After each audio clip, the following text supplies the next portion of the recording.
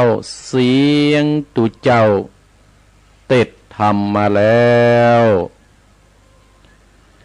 ขอถวายความเคารพ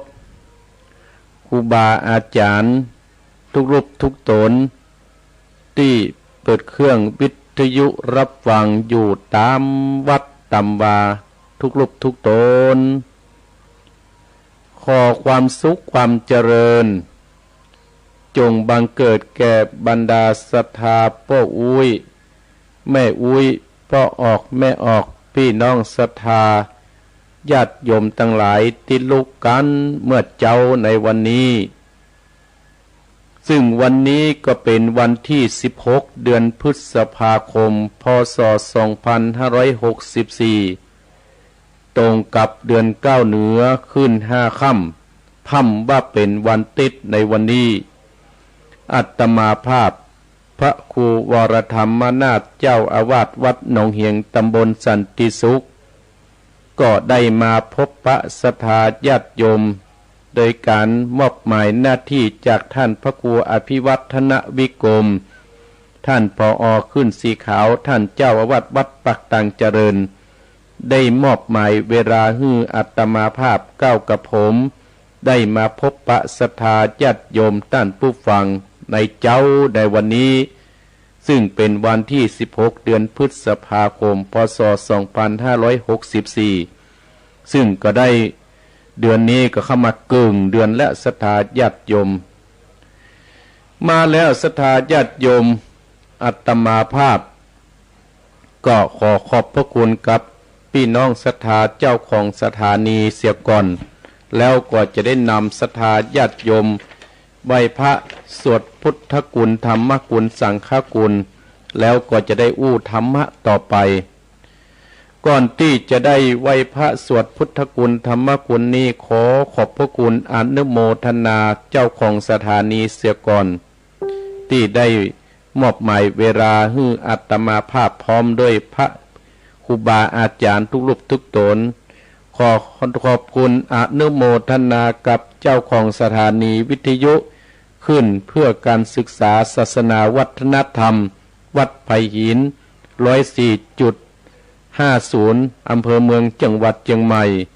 อนุโมทนาขอบคุณสถานีวิทยุคณะสงฆ์อำเภอฝางวัดพระบาทอุดมFM 100.25 อำเภอปังจังหวัดเชียงใหม่และอนุโมทนาขอบคุณวิทยุแดนดินถิ่นร้านนาบ้านลงงัวตำบลน้ำบ่อหลวงอำเภอสันปะตองจังหวัดเชียงใหม่ 103.50 และสถานีวิทยุขึ้นธรรมะของชุมชนวันห้วยตองซักจอมตอง FM 98.75 และสถานีวิทยุมนต์เสียงธรรมอำเภอแม่แจ่มจังหวัดเชียงใหม่วัดบุพาราม FM 106.25 และสถานีวิทยุเน็ตเนวเรดิโอ96.75 บ้านจงตำบลทุ่งกวาวห้างหุ้นส่วนจำกัดอนุสรณ์เรดิโออำเภอปานจังหวัดลำปางและวิทยุคนชุมชนคนเหนือเขื่อนอำเภอฮอดจังหวัดเชียงใหม่ 90.75 และสถานีวิทยุเพื่อการศึกษาพัฒนาอาชีพ FM 103 อำเภอเมืองจังหวัดลำปางคุณอนุพงษ์ตาจีนะและสถานีวิทยุ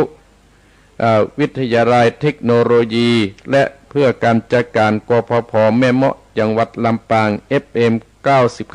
99.50 ขออนุโมทนากับเจ้าของสถานี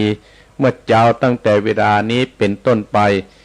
เอาละศรัทธาญาติโยมอาตมาภาพก็จะได้นำศรัทธาญาติโยม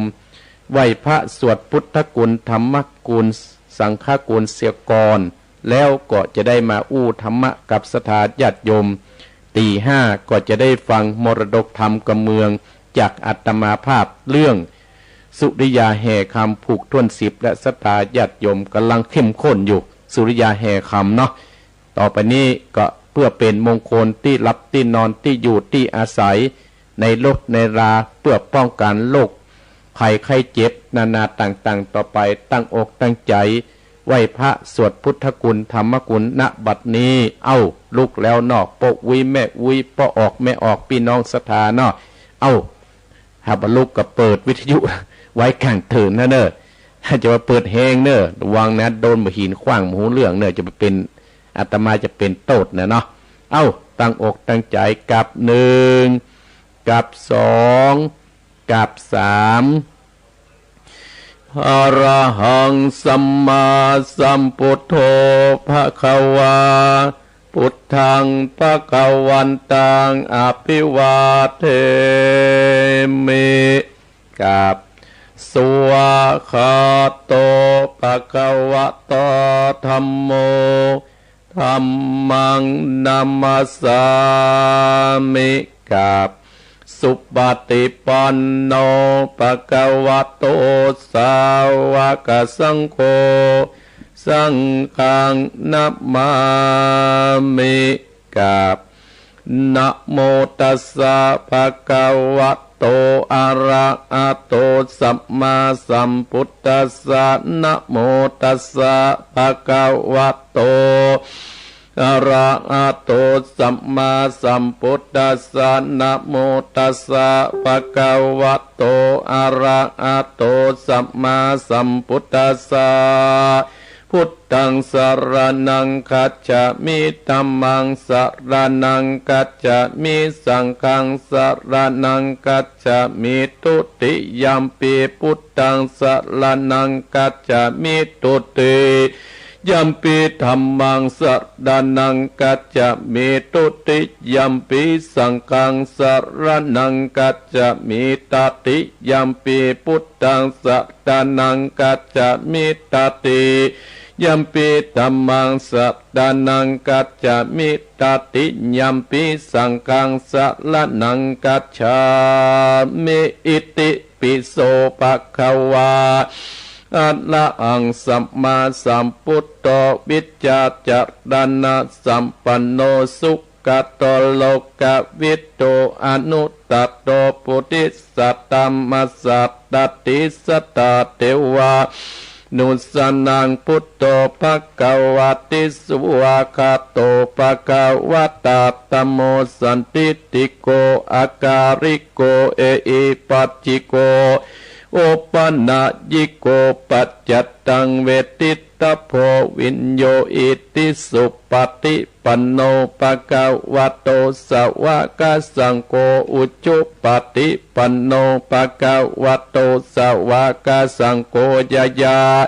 ติปันโนภควโตสาวกสังโฆสามิจิปฏิปันโนภควโตสาวกสังโฆญาติตังจัตตติปุติสายุกานิอัตถา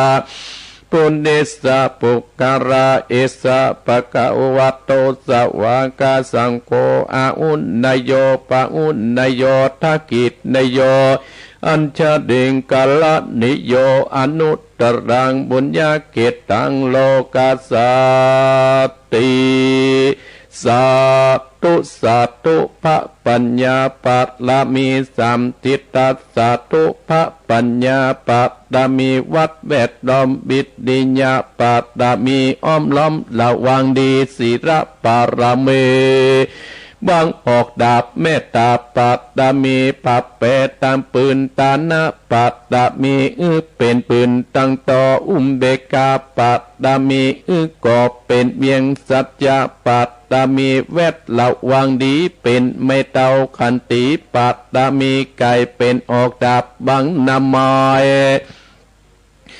และปืนไฟอาทิตานาปัตตามีปับ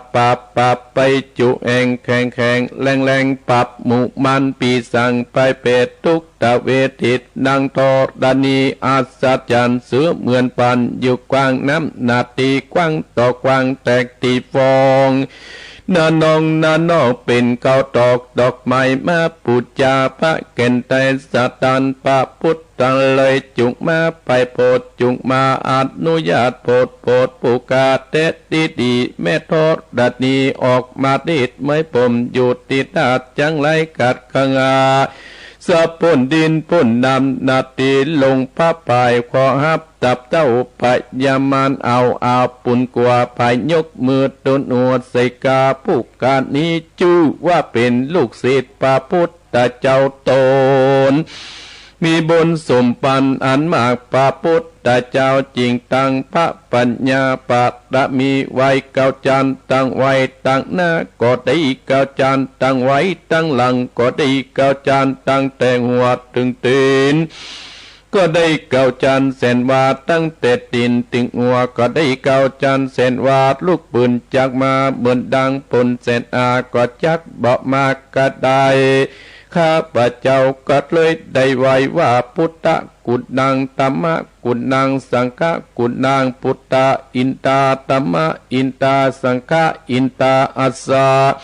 แม่ทอดดัดนี้ผู้อยู่เหนือน้ำอยู่กำเป็นดินกันกาละเนกึดเติงถึงคุณพระปิตาคุณพระบรรดาคุณคุมบาอาจารย์คุณปาแก้วเจ้าทั้งสามพระการคือคุณปาพุทธังคุณปาธรรมังคุณพระสังฆังคุณแดดคุณฝนคุณน้ำคุณลมคุณกุราชเจ้าก็ดีคุณพระเจ้าตนเผาบัดนาก็ดีคุณนางอุตราก็ดีคุณพระปัจเจเจ้าก็ดีคุณแม่ทอดดัดนี้เจ้าก็ดีจุงมารักษากำนาและกำลังยังตนตัวเองข้าพระเจ้าและท่านผู้ฟังจุปูจุคนและเจ้าของสถานีกู้สถานีในวันนี้จิมแดเตอพุทโธพุทธังรักษาธัมโมธัมมังรักษาสังโฆสังฆังรักษาพุทโธพุทธังอะระหังธัมโมธัมมังอะระหังสังโฆสังฆังอะระหังพุทโธพุทธังกันนาธัมโมธัมมังกันนาสังโฆสังฆังกันนาพุทโธโปกธัมมังปิดสังฆังมิตรอายุวันโนสุขังปะลัง ต่อไปจะได้ส่งเคราะห์ส่งใครส่งพญาติพยามส่งโลกที่เราต้องการจะได้เข้ามาก้าวไกลในชีวิตประจำวันและครอบครัวในบ้านในจองของเฮาเนอส่งฮือสถาเฮากูคู่กูคนเนอโรคภัยไข้เจ็บโควิด-19 จะได้มาก้าวไกลในชีวิตและครอบครัวเฮาเป็นอันขาดเนอสาธุสาธุสิทธิสิทธิสวสดีอัจจโยอัจจันในวันนี้ก็เป็นวันดีเป็นวันที่ดีอันวิเศษคือเป็นวันที่16เดือนพฤษภาคมพ.ศ. 2564ตรงกับเดือน9เหนือขึ้น5ค่ำก็เป็นวันสดีสถุภามังกระอันประเสริฐล้ำเลิศยิ่งกว่าย้ำและวันตั้งหลายวันเพ็ญก็หมดใจวันตายก็หมดปอดเป็นวันยอดแห่งพญามารบัดนี้ก็ไม่มีคณะสัตตาท่านผู้ฟังและเจ้าของสถานีกู้สถานีก็ได้ต้องตะหลงยังเคาะถอยจาผู้ขาบัดนี้จักปัดเคาะปัดภัยไล่เสนียดจังไรออกจากตนตัวของท่านตั้งลายจุผู้จุคนโคตรคายภาคไปในวันยามนี้แต่ดีแดเตอเคาะอันบ่ดีบ่งามแต่ก่อนต่างหลังเคาะเมื่อยังแลกเกิดเคาะอันบ่ประเสริฐมวลมีเคาะ12ราศีเกี่ยวกอดลักษณะจอดเกาะกลุ่มเคาะอาทิตย์สัมมาสุมเกณฑ์กาเคาะอาจารย์2หน้าศักดิ์สวัสดิ์เคาะทวน3อังคารลังหยาดเลิศและนาแล้วเคาะทวน4พุทธผ่องแผ้วใสงามพัดทวนงามแถมเล่าสุโข6บ่อเศร้าดวงโสดีทวน7ไว้มีหลาย3เคาะตั้งหลายพร่ำพร้อมนานา อันมีในกัญญาแห่งตั้นตั้งหลายจุคูจุคนนาบาคาตั้งเก่ามวลนามีตั้งขวคาเรสรีสะเจ็ดนับตัวใหม่แม้นว่าเคาะตั้งหลายมาพั่มพร้อมอยู่แล้วจุงหือโคตรขาดแก้วนี่ก่อยก่อยเคาะจังไรตวยจาเคาะ13นำ15ก็เคาะหือดีตั้งเคาะปีเคาะเดือนเคาะวันเคาะยำเคาะบอดีบอกงามจิตใสเคาะน้อยใหญ่มวลมีเคาะกาลีเมื่อลับเมื่อตื่นเคาะเมื่อยืนเมื่อเตียวเคาะเมื่อเกี้ยวเมื่อกินก็ดีเค เคาะเมื่อคืนบ่หันเคาะเมื่อวันมันบ่หูเคาะเมื่ออูและเมื่อจาเคาะนานาตัวกาเคาะตามจาจดเจือเคาะตังเหนือและเคาะตังใต้เคาะเมื่อเจ็บเมื่อใครเคาะวันตกวันออกขอกใต้และเด่นกอยเฮือเคาะหนีออกไปยามนี้เคาะกำกีตัวกาเคาะจนนาและจนนางเคาะตัวใดตัวหนึ่งก็ดีเคาะ108อย่างก็ดี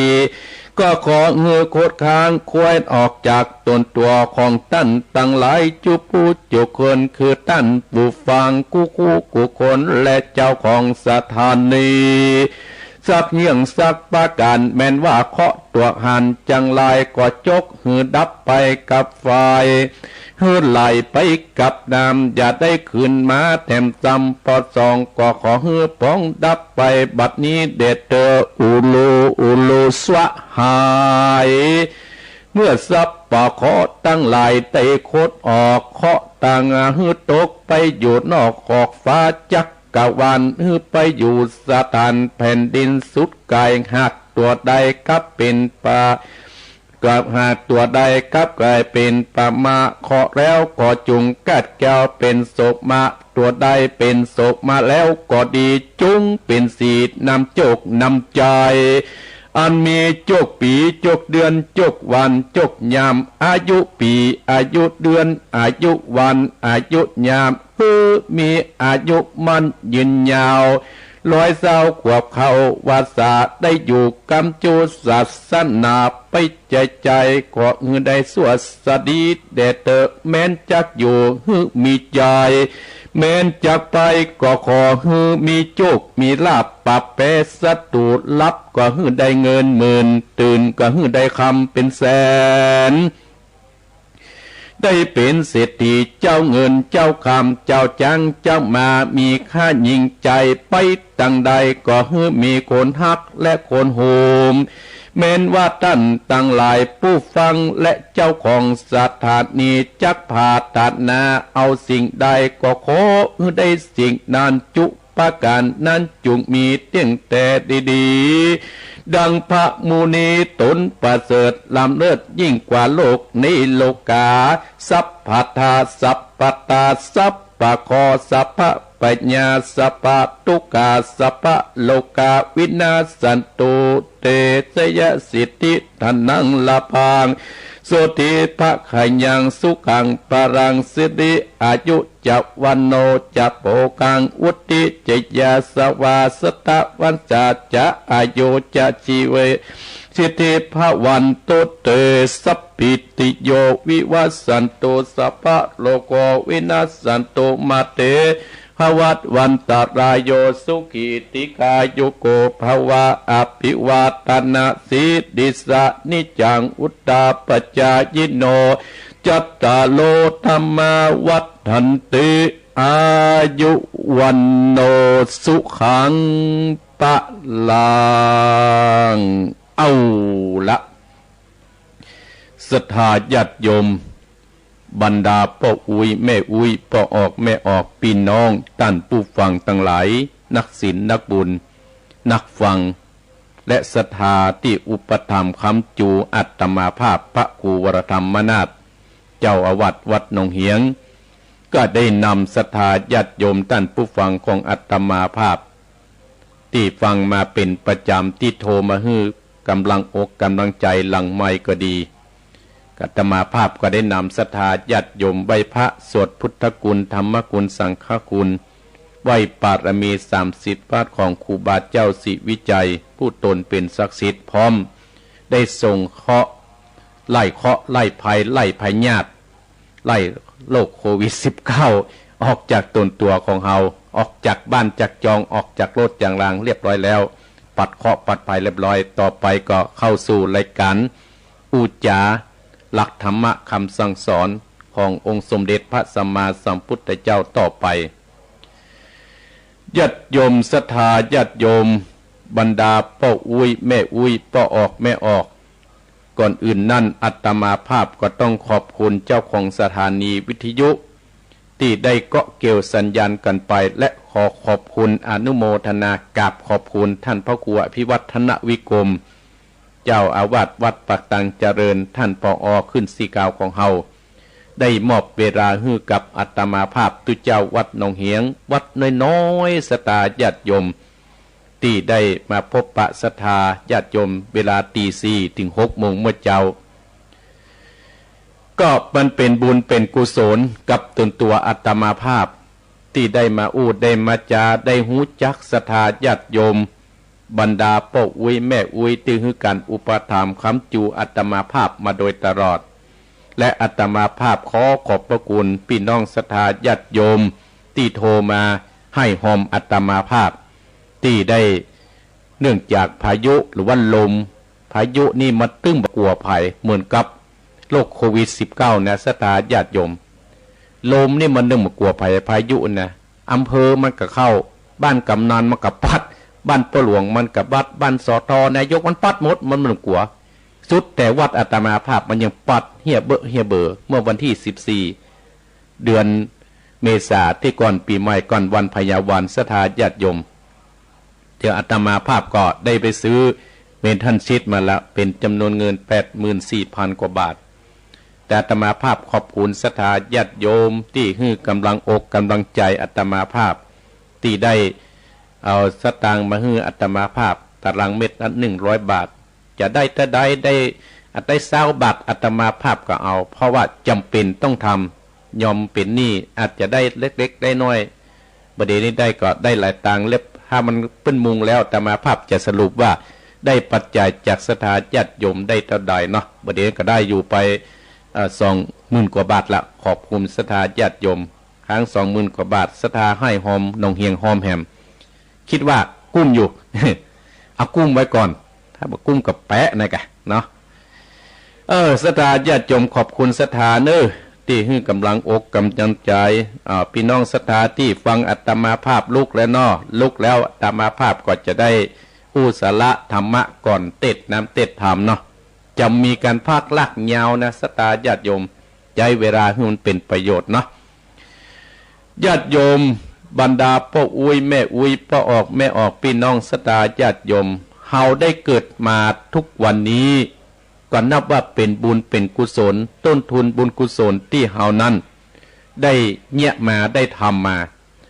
ยิ่งเฮานั้นได้เกิดมาครบ30ของประการตาบอดหูมนวก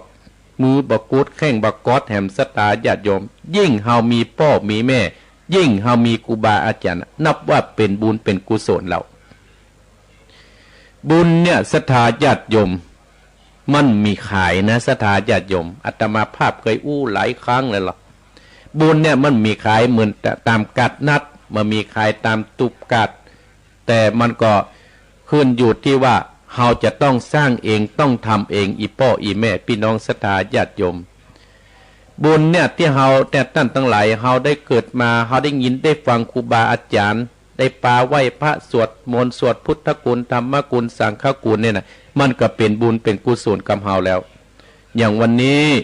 อาตมาภาพได้นำศรัทธาญาติโยมได้ไหว้พระสวดพุทธคุณธรรมคุณสังฆคุณเนี่ยมันก็เป็นบุญกุศลกับอีพ่ออีแม่ญาติโยมสิ่งที่ควรที่เฮายึดไว้สิ่งที่ควรเฮาจะพกไว้ติดเนื้อติดตัวติดใจนั้นอาตมาภาพจักได้ได้จ่าสิ่งที่ควรที่เฮาจะพกนั่นน่ะที่ควรที่เฮาจะพกติดเนื้อติดตัวเฮาไปโดยตลอดแม้นว่าจะฮ้อนแม้นว่าโควิด -19 จะเกิดขึ้นสิ่งที่เฮาจะพกติดเนื้อติดตัวนั้นบ่ใช่พระเนี่ยศรัทธาญาติโยมบ่ใช่พระห้อยคอเต็มคอใส่กระเป๋าเสื้อมัดเอวอัญญันมัดเอวบ่ใช่สิ่งที่เฮาจะพกนั่นก็คืออย่างตัวเฮาทุกคนนั่นก็คือความพยายามหลีกเลี่ยงพยายามช่วยกันคือสิ่งที่มันเฮามาพึงสมปรารถนานั้นปรากฏช่วยกันทนุบำรุงเปิ้นบอกว่าเมื่อเฮาไปฉีดวัคซีนเฮาก็พยายามไปฉีดวัคซีนหาเวลาอันมีก้าเฮาไปนี้เพื่อหยังเพื่อความสุขของเฮาท่านทั้งหลายเพื่อความสุขของเฮาและเพื่อความสุขของคนทั่วไปสุขถึงคนในบ้านสุขคนนอกบ้านท่านทั้งหลายอันเนี้ยว่าพยายาม สร้างฐานะพยายามสร้างบุญสร้างกุศลของเฮาบุญกุศลเนี่ยก็จะติดนะติดเนื้อติดตัวเฮาไปโดยตลอดปัจจุบันเนี่ยเฮากินข้าวกินน้ำนะศรัทธาญาติโยมเฮาก็พยายามสร้างมาแต่เมื่อเฮามีข้าวมีน้ำสำราญมีอิ่มน้ำสำราญแล้วเฮาก็พยายามสร้างบุญสร้างกุศลอย่างบรรดาศรัทธาพ่ออุ้ยแม่อุ้ยพ่อออกแม่ออกท่านผู้ฟังใกล้ไก่ที่จะทำบุญกับอาตมาภาพได้สร้างบุญสร้างปุญญบารมีนี่มันเป็นบุญกับตัวเฮาและก็จะเป็นแบบอย่างกับตัวเฮาเฮาก็พยายามทำไปศรัทธาญาติโยม10 เซาน้ำตกใส่ทางยังเต็มเนี่ยน้ำตกใส่หินยังแตกเนี่ยท่านทั้งหลายพยายามสร้างไปเถอะอันนี้ว่าพระพยายามนั้นมีการกูคนพระที่ควรบ่ประมาทพระที่เฮาบ่ควรจะไปประมาทที่เฮาบ่ควรจะไปว่าเปิ้นนั่นคือพระรัตนตรัยพระรัตนตรัยหมายถึงแก้ว3ประการก็หมายคือกับพระพุทธพระธรรมและพระสงฆ์พระพุทธธรรมพระสงฆ์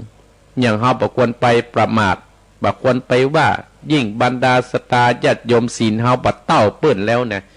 เฮาจะไปนินทาว่าร้ายให้เปิ้นสิ่งที่เฮาบ่ฮู้สิ่งที่เฮาบ่หานกับตา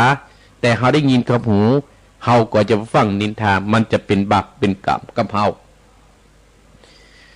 มันเปิ้นบ่ฮื้อเป็นบาปเป็นกรรมกับเฮาท่านทั้งหลายก็จะหานว่าปู่อาจารย์แจ้งนำอีพ่ออีแม่สุมมาหลังจากเฮากินเฮาทานได้เนาะกายเยวาจานะด้วยกายก็ดีด้วยวาจาก็ดี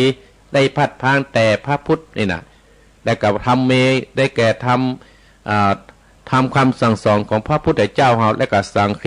ที่เป็นจังนี้นำศรัทธาญาติโยมนี้กันหลังจากที่เพิ่นได้กินได้ทานอิ่มมังเรียบร้อยแล้วเนี่ยสิ่งที่ควรเฮาบ่ควรประมาทก็คือพระพุทธพระธรรมพระสงฆ์ที่เปิ้นนำเฮาหมู่เฮาท่านทั้งหลายแล้วเฮาก็เป็นหูเป็นตาให้กับศาสนาเฮาสิ่งอันใดที่มันบ่ดีในวัดในวาก็ดีเฮาก็บ่ได้ไปว่าแต่เฮาไปบอกให้เปิ้นไปเตือนให้เปิ้นบ่แจ้นนำไปนินทาก่อนนะไปอู้ไปจ่าให้เปิ้นเข้าใจเนี่ยนะศรัทธาญาติโยมเนาะพระที่ควรอยู่ในใจนั่นคืออันหยังอีปอยแม่คือพระคุณพระคุณของคนทั้งหลายอย่างอาตมาภาพเนี่ยก็มีพระคุณก็นึกถึงบุญคุณของอีพ่ออีแม่ศรัทธาญาติโยมที่ให้หอมอาตมาภาพที่ได้ช่วยอาตมาภาพซ่อมแซมหลังคาก็มีเป็นพระคุณกับผู้ที่เป็นสายบุญอย่างสายตั้งหนองล่องก็ขอบคุณแม่เพนเนี่ยแม่เพนคนชู้ชีวิตดังวังมุ่นนี่ก็ขอบคุณแม่พองศรีเฮาดังวังมุ่นนี่นะและก็ตั้งเหล่ายาวบ้านห้องก็ขอบคุณปุ้นแม่ศรัทธาญาติโยมบ้านเหล่ายาวเฮาแม่หลายผู้หลายคนตั้งหลายแม่นงลักเขาก็ดีหลายคนเตี้ยแต่มาตั้งมุ่งต้นกับพวกตั้งเมฆเลี้ยงเฮาใหญ่เฮาเนี่ยแม่ทองกับกันท่าทำเป็นต้นที่เปิ้นอุตสาห์ช่วยอาตมาภาพตั้งเวียงเนี่ยแม่จรูนเนี่ยแม่จรูนพ่อจรูนกันเอาว่าแม่จรูนอาตมาภาพประจำเอามันชื่อมันไว้เลยอันนี้ที่ขอบคุณตั้งบ้านป่าห้าเนี่ยอันเนี้ยที่ก็ขอบคุณตั้งปูนก็ขอบคุณตั้งแม่หยวกก็ขอบคุณแม่ยุพีนหอมมาราเนี่ยมันนักเหมือนกันนะสถานที่ประโยชน์อาตมาภาพนะนึกถึงบุญคุณเรานะถึงตื่นตั้งแต่ตี 2 ตี 3แล้วนะมาเก็บเรียมข้อมูลอย่างท่านพระครูพิวัฒนวิกรมนะครับเพิ่นได้บอกว่าเราจะต้องหาข้อมูลที่จะมาอู้มาจากให้ศรัทธาญาติโยมเนี่ยควรสิ่งที่ควรเราจะยึดไว้ก็คือสิ่งที่ควรที่เราจะพกติดเนื้อติดหนวดก็คือความพยายามสร้างบุญสร้างกุศลสร้างบุญสร้างกุศลสร้างความดีไว้กับบ้านกับเมืองพยายามหลีกเลี่ยงสิ่งที่มันแบบนี้ขึ้นเป็นต้นอันนี้แหละศรัทธาญาติโยมพระที่ควรเฮาบ่ประมาทก็คือพระรัตนตรัยคือพระพุทธพระธรรมและพระสงฆ์เป็นต้นพระที่ควรที่อยู่ในจิตในใจก็คือพระคุณโคนเนี่ยสิ่งที่เราจะต้องยึดมั่นถือมั่นในจิตในใจของเราสิ่งที่ควรที่เราจะยึดเนี่ยท่านทั้งหลายในฐานะเราเกิดเป็นเจ้าพุทธนั่นก็คืออย่าง ตานศีลและภาวนาตานเนี่ยท่านทั้งหลายก็หมายความว่าเหมือนกับเฮาสะสมเงินทองไว้ในชีวิตของเฮาอีพ่ออีแม่ที่เฮาเกิดมาครบ32ประการนี่ก็เพราะหยังเพราะเฮาได้มันกินมันตานมันกินมันตานนี่เป็นต้นศรัทธาญาติโยมมันกินมันตานถ้าเฮาได้สร้างบุญสร้างกุศลและเฮามีกินมีตานเฮามีกินมีใจตานในวัยภาคหน้าก็ดีตานวัยภาคหน้าก็ดีก็เฮา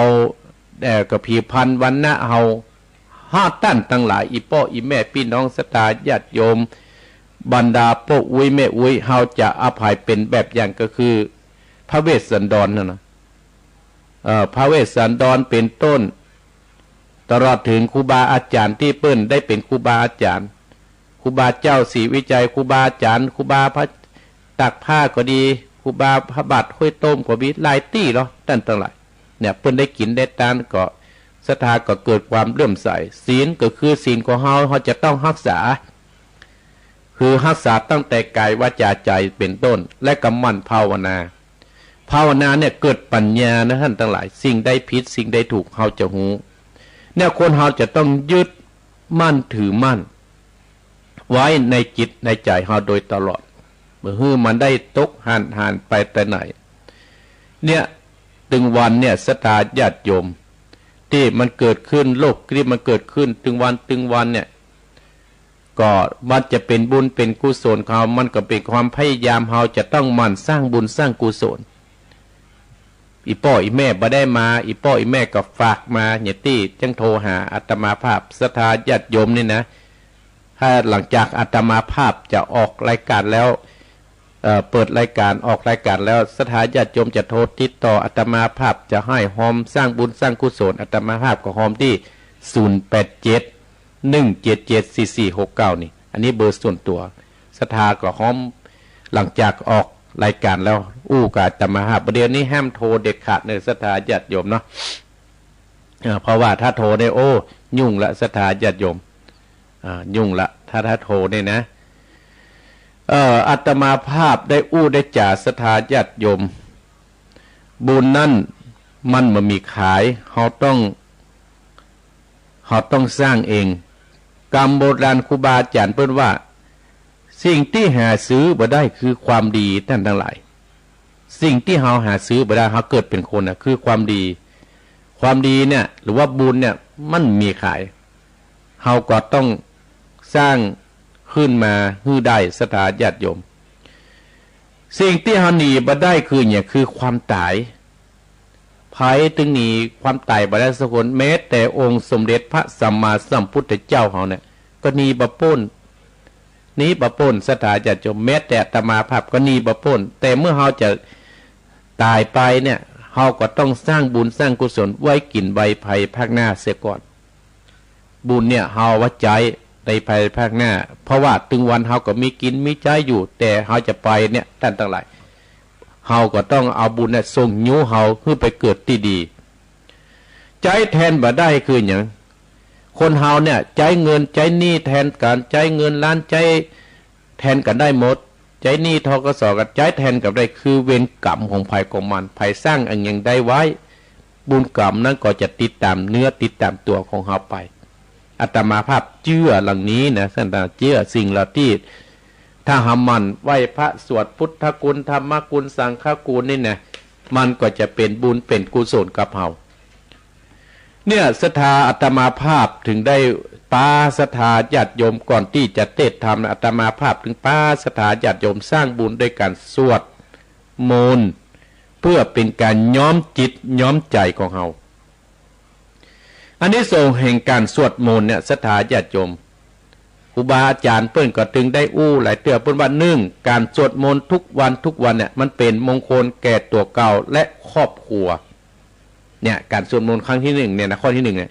การสวดมนต์ทุกวันเป็นมงคลแก่ตัวเองและครอบครัว2เป็นการบำเพ็ญภาวนาไปแห่งอย่างหนึ่ง3ทำให้จิตใจเฮาบังเกิดกุศลได้ง่าย4ทำให้ใจเฮาสงบสุข5 เหมาะสำหรับการเตรียมตัวก่อนทำวิปัสสนากรรมฐาน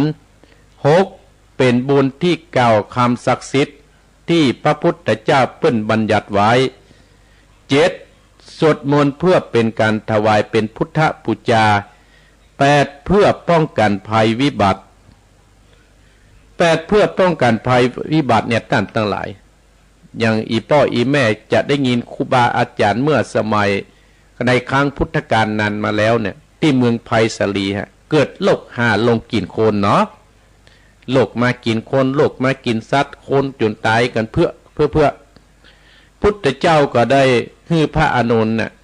ได้เอาน้ำมนต์ได้ปากันสวดวันนั้นเมื่อวันที่11แต่จะมาเปิ้นรัฐบาลประกาศให้ทุกเจ้าทุกวัดทุกวาสวดรัตนสูตรกันทุกวัดประกาศสวดรัตนสูตรกันเพื่อป้องกันภัยพิบัติที่เกิดขึ้นในภาวะปัจจุบันเนี่ยท่านทั้งหลายเพื่อป้องกันภัยพิบัติก็เพื่อความสำเร็จในสมบัติสมบัติทั้งปวง10เพื่อให้ทุกต่างๆหมดไปทุกทั้งหลายทุกตั้งใจทุกกายพอทนได้ถ้าทุกใจเนี่ยมันทนยากท่านทั้งหลายเพื่อให้ได้สวดมนต์แล้วมันก็ทุกตั้งมันก็จะหมดไป11เป็นการขจัดภัยต่างๆที่เกิดขึ้น12เป็นการบรรเทาความเจ็บปวดต่างๆท่านทั้งหลายอีพ่ออีแม่เนี่ยเพิ่นได้กำหนดว่าอานิสงส์ในการสวดมนต์ที่อาตมาภาพได้ปาอีพ่ออีแม่ได้ปาพี่น้องศรัทธาญาติโยมท่านผู้ฟังของอาตมาภาพได้ปาไปสวดที่ก่อนที่จะได้อู้ธรรมะก่อนที่จะได้เทศมรดกธรรมกับเมืองเนี่ยจะปาให้เป็นมงคลกับสถานีเป็นมงคลกับที่รับที่นอนของเฮาเนี่ยเปิ้นตรัสว่ามีอยู่12ประการหนึ่ง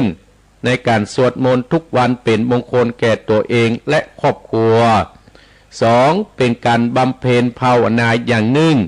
3ทำจิตบังเกิดกุศลได้ง่าย4ทำจิตใจให้สงบสุข5เหมาะสำหรับการเตรียมตัวก่อนวิปัสสนาทำวิปัสสนากรรมฐาน6เป็นบุญที่ได้กล่าวคำศักดิ์สิทธิ์ที่พระพุทธเจ้าบัญญัติไว้7สวดมนต์เพื่อถวายเป็นพุทธบูชา8เพื่อป้องกันภัยวิบัติ9เพื่อความสำเร็จในสมบัติทั้งปวง10เพื่อให้ทุกข์ต่างๆหมดไป11เป็นการขจัดภัยต่างๆ12เป็นการบรรเทาความเจ็บปวดต่างๆนานาอีพ่ออีแม่ที่อาตมาภาพนำอีพ่ออีแม่ศรัทธาญาติโยมท่านผู้ฟังนี่นะได้สวดตะกี้อันนี้อาตมาภาพได้อู้ได้จ๋ากับศรัทธาญาติโยมมาเกือบชั่วโมงละอีพ่ออีแม่เกือบชั่วโมงละอาตมาภาพก็ขอบพระคุณศรัทธาญาติโยมที่เข้ามาพอตั้งเฟซตั้งไลน์ไปเฟซไลน์มันดับไปแล้วศรัทธาญาติโยมมุ่งมั่นเป็นจะได้แก้ไขถึงไรโยมศิรินทิพย์บุญเลิศโยมแม่เดือนเพ็ญทิมบางโยมโสภาและท่านตะวันชัยกิแรและโยมสุกัญญาแก้สุยะและโยมจันเพนชัยล้อมตังสลับปีอนุโมทนาสาธุเนอเนี่ยทึกเนี้ยศรัทธาญาติโยมแต่สถานีวิทยุดังอยู่เนาะขอบคุณพี่น้องศรัทธาที่ฟังอาตมาภาพขอบคุณโยมยุพินหอมมาราเม็ดหยวกบ้านเม็ดหยวกเนี่ยอยู่ว่าโยมแม่น้อยเจียงใหม่และก็ป้อสมศักดิ์แม่เพนขาวเตี้ยและนายอเนกชัยกวินที่ได้เป็นเจ้าภาพการเทศในตอนเช้านี้เพื่อจักทำบุญอุทิศส่งกุศลให้กับป่นน้อยปันแม่เงินและป้อสอนชัยกวินต่อไปแล้วอาตมาภาพจะเทศเนาะและก็ขอบคุณศรัทธาญาติโยมที่ให้หอมอาตมาภาพต่อจากข่าวที่แล้วก็ขอบคุณแม่อำพรเทพจันทร์พร้อมด้วยครอบครัวแม่บ้านแม่แก้ดน้อยเนอบ้านสันทรายขอบคุณแม่อำพรเทพจันทร์พร้อมด้วยครอบครัวบ้านแม่แก้ดน้อยอำเภอสันทรายหอม3 ตารางเมตร300 บาทอนุโมทนาสาธุหอมขอบคุณแม่จิตตานสปัฒนาพรอินเผาบ้านโดยหล่อ2 เมตร200 บาทและขอบคุณแม่ทองชัยวงศรีบ้านวังมุ่นดงหลวงเนอและแม่อุ้ยมูลแกนยิว1 ตารางเมตร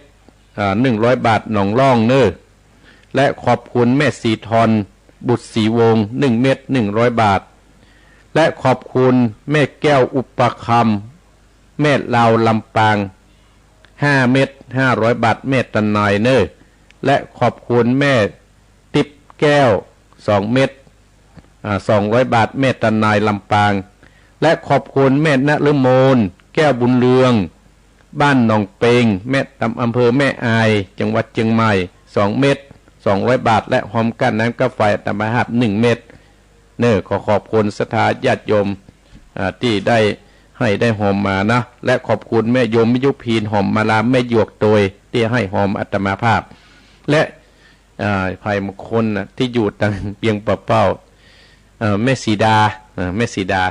1 เม็ดอนุโมทนาเตตมาภาพจำได้ยิ่งได้ก็โทรมาที่หลังไม้แห่งกรรมเนื้อศรัทธาญาติโยมเนาะนี้ขอบคุณศรัทธาญาติโยมออกก่อนที่วันนี้ก็คงจะออกก่อนเวลาศรัทธาญาติโยมเพราะจะละเวลาไว้ให้ท่านอาจารย์วรรณชัยเพราะว่าอาตมาภาพก็มีการวันนี้ก็ยังมีงานศพอยู่ศรัทธาญาติโยมก็คนบ้านที่เพิ่นตายนี่เนาะคนเฒ่าประจำวัดเพิ่นได้เสี่ยงชีวิตไปเฮาก็จะเป็นต้องไปร่วมกลัวก็กลัวนะศรัทธาญาติโยม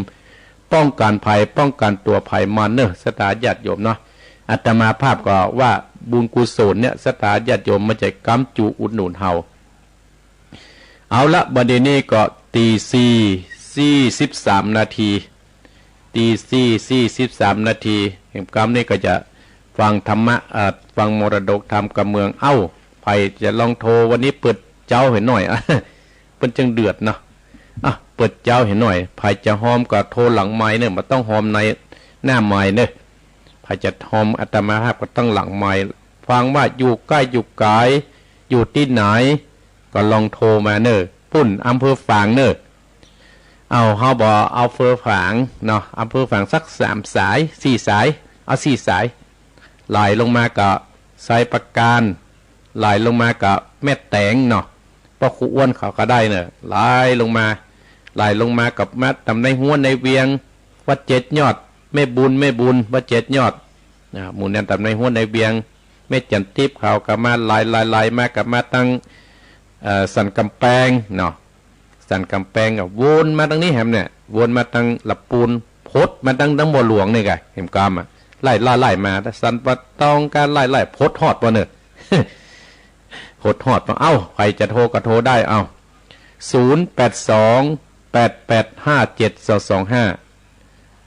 หมู่ใหม่กะเนาะหมู่ใหม่ก็ได้หมู่ใหม่ไฟฟังใหม่ไผบ่เคยโทรหาอาตมาบ่ใช่ว่าฟังใหม่นะคือไผบ่เคยโทรอาตมาภาพโทรได้นี่เนาะ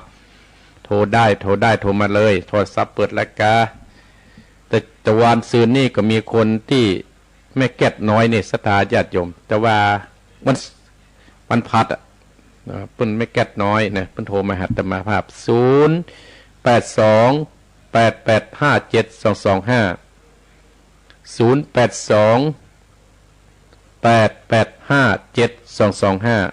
เปิดสายแล้วโทรมาได้เลยเดี๋ยวถ้ามีไผโทรก็เต้ทำเลยนะสัญญาณก็มีอยู่082885722ศรัทธาญาติโยมก็ฮึดจำเบอร์ดีๆเนอะวันนั้นตุลุงยองจัดรายการโทรมาหาอาตมาภาพพสะดุ้งเสียเด่น โทรจำเบอร์ดีๆเนอะเจริญปอนสายแรกเจ้ากับภาษาเจ้าท่านพระครูโอ้นี่แม่อายกันเนาะหูฝังเจ้าฝังเนาะฝังแม่ปณีฝังแม่ปณีฝังปูนโตกับแม่ปณีมาโตเจ้าตรงนี้มันนอนเจ้ายังเดียวกันตะวันเก่นเดียวกันนั่นนี่ ยินดีเนี่ยที่ฟังอาตมาภาพเนอเจ้าให้กำลังใจท่านนะเจ้าขอบคุณอนุโมทนาสาธุเนอเจริญพรสายที่2จ้าไม่จัดเจ้าท่านพระครูแม่ยังแม่สีทรเจ้าแม่สีทรเจ้าแม่สีทรชัยประการหันใส่ประการเนาะวันนี้ได้ไหว้พระตัวแม่เป็นจะได้พ่องไหว้แล้วมุ่นใจกอ เจ้าบุญรักษาแม่สีทอนเนอเจ้าจะเป็นว่ากันหลังไม้เนาะเจริญปอนแม่เนอเจ้าเจริญปอนแม่สีทอนชัยประการเจริญปอนครับไปสาครับท่านพระครูต้นน้อยบุญปานมาแหมแล้วฟังตุลุงพระครูอยู่เลยยินดีเนี่ยป้าน้อยเนอครับผมครับผมขอบคุณป้าน้อยเนอครับจะเดินฝังจะส่งไปสักวันเลยเจริญปอนเนอผมบุญรักษา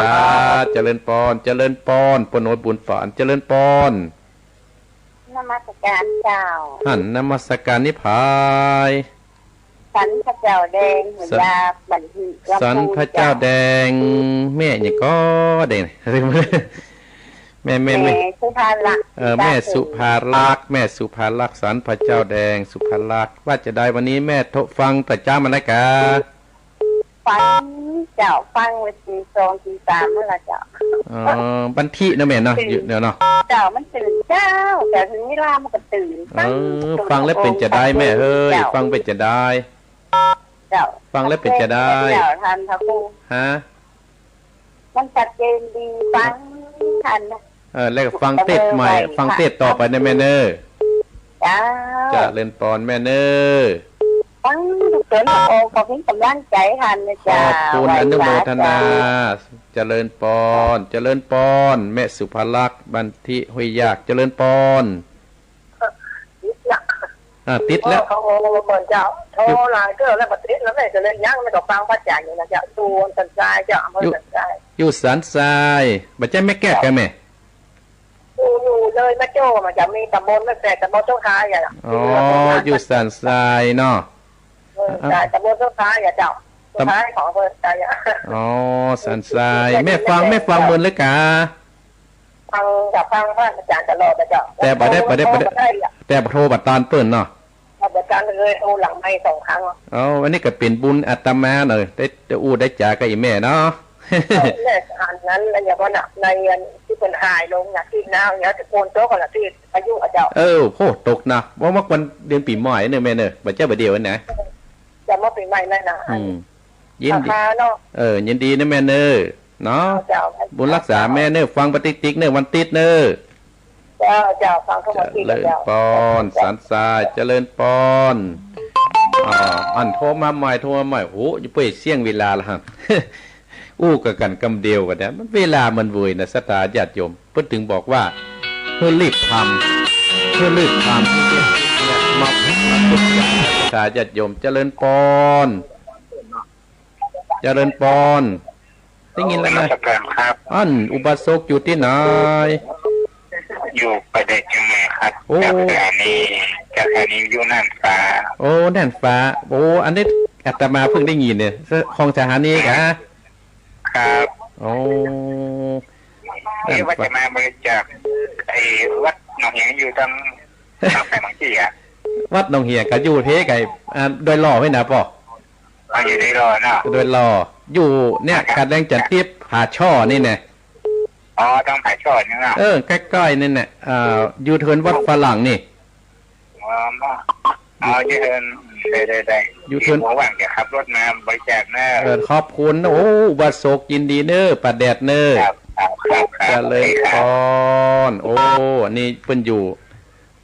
ปัดแดดเจริญปอนเจ้าพระบิดาเจ้าแม่ยางอยู่ที่ไหนแม่จันสีเจงอลินเวียงฝางเจ้าแม่จันสีว่าจะได้วันนี้ฟังชัดเจนดีเจ้าฟังชัดเจนฟังม่วนดีเนาะเจ้าเจ้าจะร่วมทำบุญสัก100 บาทที่บูรณะหลังคาได้กับแม่อันหลังไม้เป็นง่ายดีนะแม่เนอเอาไว้หลังไม้แล้วเจ้าจะโทรไปขอบคุณนะแม่เนอแม่จันสีสาธุบุญกุศลคุ้มครองแม่จันสีอำเภอฝางเนี่ยเจริญปอนเจ้าไว้สาเจ้าอยู่ที่ไหนเวียงป่าเป่าเจ้าเวียงป่าเป่าได้ยินดังก่อเจ้าได้ยินอยู่ฟังกับตังโทรศัพท์นี่เจ้าแม่ยังแม่กันธนีเจ้าแม่กันธนีที่แม่หอมที่ป่ออัน บุญธรรมป้าบุญธรรมแม่กันธนีแม่กันธนีแม่เจ้ากืดหน้าก็เหมือนหันเนี่ยวันนั้นยังนอนกืดอยู่นะแม่กันธนีได้ไงไปวัดอยู่บ่อยๆอยู่เจ้ากันหน้ากับบุญยันหันนะมันนักละไปนะเวียงแบบเป้าเนี่ยมันตึงปะทิ้งกันแต่เด้อเจ้าวัดที่ป้าบุญธรรมฮะมันก็อันเดียวกันนั้นนะถ้าแต่มามีโอกาสก็อย่าล่องไปทางปนล่องว่าขึ้นหัวเนอบ่ได้ไปบ่ได้กลัวนะเนาะกลัวมันกลัวขอบคุณแม่กันธนีนะแม่บุญรักษาเนอเราจะเลินปอนแม่กันธนีปุ่นเวียงปะเป้าเป็นสะพานบุญถึงเจริญปอนเจริญปอนเจริญปอนจันทร์พ่ออันนี้ที่ไหนการมาจากรายการเจ้าโอ้แม่สายทองสักกินไม่พอทุกอย่างมาเดียวเจ้าฮะเราถึงจบรายการเลยให้สายทองอันโทษยากมั้งเจ้าห้วยการห้วยพี่น้องห้วยการยินดีในที่ยังเป็นกำลังใจตลอดเนอฮะก็กำลังใจนะขอบคุณเนอกำลังใจเป็นยาปักใหญ่เนอจะเลินปอนห้วยการแม่สายทองห้วยการเจริญปอนแต่จะเต้นทำแม่จันทิพย์แม่จันทิพย์แต่ว่าพระครูเพิ่นโทรมาถามเบอร์พระอาจารย์วรรณชัยบอกเพิ่นไปเรียบร้อยแล้วแม่จันทิพย์ใครถามเจ้าท่านพระครูเพิ่นไงท่านพระครูอาจารย์แล้วเจ้าเป็นอย่าไปถ้าอย่าไปเต้นก้าแม่จันทิพย์ยินดีคนมาไปพุ่งกับเจ้ายังเรียนก่อนเนี่ยฮะเรามันจะฟังก่อนดีไหมเรามันเงียบๆก่อนยินดีไม่จันทิพย์เนอจะเลินปอนจะ5 โมงแล้วเจริญปอนภาษาเจ้าตะลุงหั่นไม่แก้วบ้านไม่หาวเจ้าโอ้ไม่แก้วขอบคุณเนอที่ให้หอมมันเนี่ยเจ้าตะกี้แม่น้อยติ๊บแก้วอย่าเจ้าแม่ก็แม่น้อยติ๊บแก้วเจ้าแม่ว่าให้ก็ได้ยินแล้วกันเนาะเจ้าเป็นอย่างว่าได้จะได้ยินอยู่ประจำไหมเจ้ายินดีนะแม่น้อยแม่แก้วเนอเจ้าลำปางบุญรักษาหันเพิ่นโทรมาละหันเจริญปอนกับว่าสาเจ้าอยู่ที่ไหนโยมแม่บัวคำจีนะตาจางเรียนบอกว่าเจ้าแม่บัวคำตาจางมาทางใต้ละหันตาช้างมาทางใต้ละหันเจ้ายินดีเนอว่าจะได้วันนี้ฟังแล้วเป็นจะได้ฟังพวกใหญ่พวกยาปักใหญ่เลยเป็นยาปักใหญ่เลยเนาะยาปักใหญ่เอาวันใดที่ดังได้ฟังกับม้วนนะถ้าหายไปสัก2 ตีหมดม้วนแล้วเนาะเจ้ายินดีเนอยินดีนะแม่เนอถ้าหายไปมันเลยหายไปทีเนาะต้องหาแล้วก็เราหลับตู้ลุงหลับกลับเลยตึ้งลุงนันว่าจะได้ไปไหนมาหู้ไอ้เนาะไปไหนตามยินดีเนี่ยที่ยังมีคนคัดเติงหาเนอก็ต่อยบุญรักษาแม่เนอแม่บัวคำเจ้าเจริญปอนเจริญปอนแม่บัวคำตาจ้างเจริญปอนเจ้ากับพระสาเจ้าท่านพระครูแม่สุขแก้วเลยสุขแก้วแม่สุขแก้วว่าจะได้แม่สุขแก้วติดตามได้ไว้พระไอปอนโดยท่านพระครูธรรมดาเจ้าเลยเด้อเจ้ายินดีเนอที่ตั้งใจฟังเนอตลอดนะเจ้าบุญรักษาแม่เนอเจ้าสาธุเจ้าสายสุดท้ายจะเป็นที่น้อยสายสุดท้ายจะปิดโทรศัพท์แล้วจะเทศธรรมสายสุดท้ายเจริญปอนเจริญปอนสายสุดท้ายช่วงนี้เราจะเทศธรรมแล้วไปสาเจ้าฮั่นสันติสุขแม่อุ้ยวันแม่อุ้ยวันมาแล้วแม่อุ้ยวันมากระจบสายสุดท้ายพอดีบุญไหมนี่มาแล้วฮั่นจบสุดท้ายเลยอันนี้บุญไหมนี่หมอหาแม่เนี่ยบุญไหมนี่หมดสงสัยมันโชว์บัตรเลยไหว้สาเจ้าที่สามเนาะเจริญปอนจะเทศธรรมแล้วบุญนี่หมอเจริญปอนเจ้าท่านแม่ตุ๊กไงเจ้าลูกเจ้าเนี่ยแม่ตุ๊กก็เหมือนกันนายเจ้าเหมือนกันเมตตาเสียงเหมือนกันเมตตาขอบคุณเมตตาที่ให้โฮมเนอร์เจ้าขอบคุณลำป ปานนอนพักนอนไปเจ้ายินดีเนอะไปเทศธรรมราชเจริญปอนเอ้าศรัทธาญาติโยมจะเทศธรรมปิดก่อนช่วงนี้ปิดก่อนถ้าแบบปิดอินยุ่งแน่เอาละศรัทธาญาติโยมอาตมาภาพตุเจ้าหนองเหียงพระครูวรธรรมนาถก็ขอบคุณศรัทธาญาติโยมที่ให้กำลังใจที่ได้ร่วมบุญสร้างกุศลกับอาตมาภาพก็อนุโมทนากับแม่ปานีฝางแม่สีทรชัยประการป้าน้อยปานอำเภอฝางแม่สุภรักษ์ห้วยยากบันทิแล้วก็บ้าสันทรายพี่น้องสันทรายพี่น้องสันทรายแล้วก็ปัดแดดยมอุบาสกที่ว่าจะมาให้มาหอมวัดหนองเฮียงก็มาตังสายเจียงใหม่ฮอดนี่แหละแล้วก็มาอยู่เทินที่วัดฝรั่งแล้วก็เลี้ยวเข้ามาพอตังผาช่อแล้วก็มันจะมีป้ายวัดหนองเหียงเป็นวัดน้อยๆศรัทธาญาติโยมที่ศรัทธาขึ้นสีขาวคือการสนับสนุนมาโดยตลอดขึ้นสีขาวและแม่จันสีฝางนอนแล้วก็แม่กันธนีเวียงป่าเป้าแม่สายทองห้วยการแม่จันติบในเชียงใหม่แม่แก้วลำปางแม่บัวคำตาจางแม่สุกแก้วสีเตี้ยและแม่วิวันสันติสุขแม่ตุไปใจแม่ตาในลำปางขอบคุณอนุโมทนาสาธุเนอศรัทธาญาติโยมเอาละศรัทธาญาติโยมนี่ก็จะได้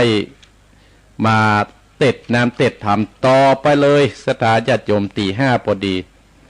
อาตมาภาพก็จะได้เต็ดน้ำเต็ดธรรมมีชื่อว่าสุริยาแห่ความศรัทธาญาติโยมหันทำเอาว่าทางใดฮะสหธรรมกันเลยสหธรรมเอากล่าวมาว่าทางใดฮะเน้นก็หลับละหันได้ลุกโตกลุ่มนี่ตกลุ่มนี่ศรัทธาญาติโยมสุมาเนอเอาได้ละตกโตยะลงไปเอาละศรัทธาญาติโยมขออนุโมทนาเจ้าภาพกโยมแม่ยุพินหอมมารามแม่หยกเชียงใหม่และพ่อสมศักดิ์แม่เพนขาเตี้ยอุทิศบุญกุศลให้กับพ่อน้อยปานแม่เงินจีนาอิและนายอเนกชัยกวินอุทิศสุกุศลให้กับพ่อสอนชายชัยกวินมีแห่มซองเนี่ยขอบคุณอนุโมทนากับนายเกษมนางบุญเรือนจันทร์วงจำนวนเงิน500 บาทเนี่ยมันบางโต๊ะนี่อนุโมทนาสาธุเนอะอันนี้บ้านหนองเหียงนี่ไม่ได้เนอะเปิ้นเอามาให้ตะวานี่ศรัทธาญาติโยมอาตมาภาพเอาไว้บนนาฬิกาหันละอนุโมทนากับนายเกษมนางบุญเรืองจันทร์วงบ้านหนองเหียงร่วมทำบุญช่วยหลังคาที่อาตมาที่มันพังไปประเดี๋ยวนี้กำลังช่างเพื่อจะมาเริ่มละก็อนุโมทนา5 ตารางเมตร500 บาทนะศรัทธาญาติโยมอันนี้เพิ่นฟังรายการแต่จะบ้านนี้เพิ่นได้ประกาศเครื่องเถอะแต่อันนี้ประกาศในวิทยุเนาะที่ฟังอาตมาภาพอาจจะได้ไปช่วยคณะกรรมการต่อไปแล้วก็เห็น2 ติดจะมาประกาศว่าอาตมาภาพได้จากพี่น้องศรัทธากี่บาทแล้วเนาะให้มันแจ้งเหมือนไฟให้มันใสเหมือนน้ำได้ได้จากให้ศรัทธาญาติโยมต่อไปขอบคุณศรัทธาญาติโยมที่เป็นเจ้าภาพสุริยาแห่คำผูกท่วนสิบสุริยาแห่คำติดแล้วศรัทธาญาติโยมไปถึงที่เจ้าสุริยาแห่คำนั้นได้เดินทางไปถึงที่ไปหายังเกิดถึงแม่จันตราแม่ของเจ้าสุริยานะเกิดถึงหาเจ้าสุริยานะท่านทั้งหลายเพราะว่าเจ้าสุริยาลูกเขาก็มีลูกพ่อใจคนเดียวหนีออกไปจะหนีวะออกจากบ้านจากจองไปกับหลาย10 ปีแล้วเจ้าสุริยาจะตายก็บัดตายใกล้ด้วยความเป็นแม่ก็เกิดถึงหาลูกเต้าท่านทั้งหลายแม่จันตราก็เลยสวะบ้านละจองจากเมืองปาราณสีบรอหาเจ้าสุริยาละก็เติงหาลูกแต่ออกจากบ้านจากเมืองไปออกจากที่อยู่ไปแม่จันตราก็แก่เท่าเตียวปบบ่ไหวละศรัทธาญาติโยมแม่จันตรานั่นน่ะ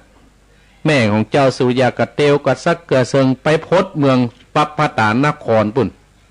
ไปญาชื่อว่ารัตนราชา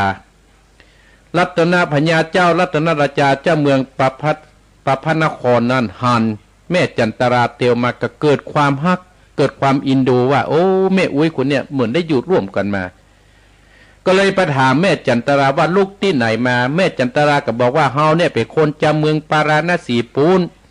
เฮามีลูกพ่อชายคนเดียวชื่อว่าเจ้าสุริยาประเดี๋ยวนี้หายไปไหนมาฮุกเนี่ยโอ้เจ้าเมืองรัตนราชาเจ้าเมืองปปตนครก็เลยบอกว่าโอ้ออกมาอยู่นี่เหรอถ้าบุญมีเฮาลูกบ่าวกับ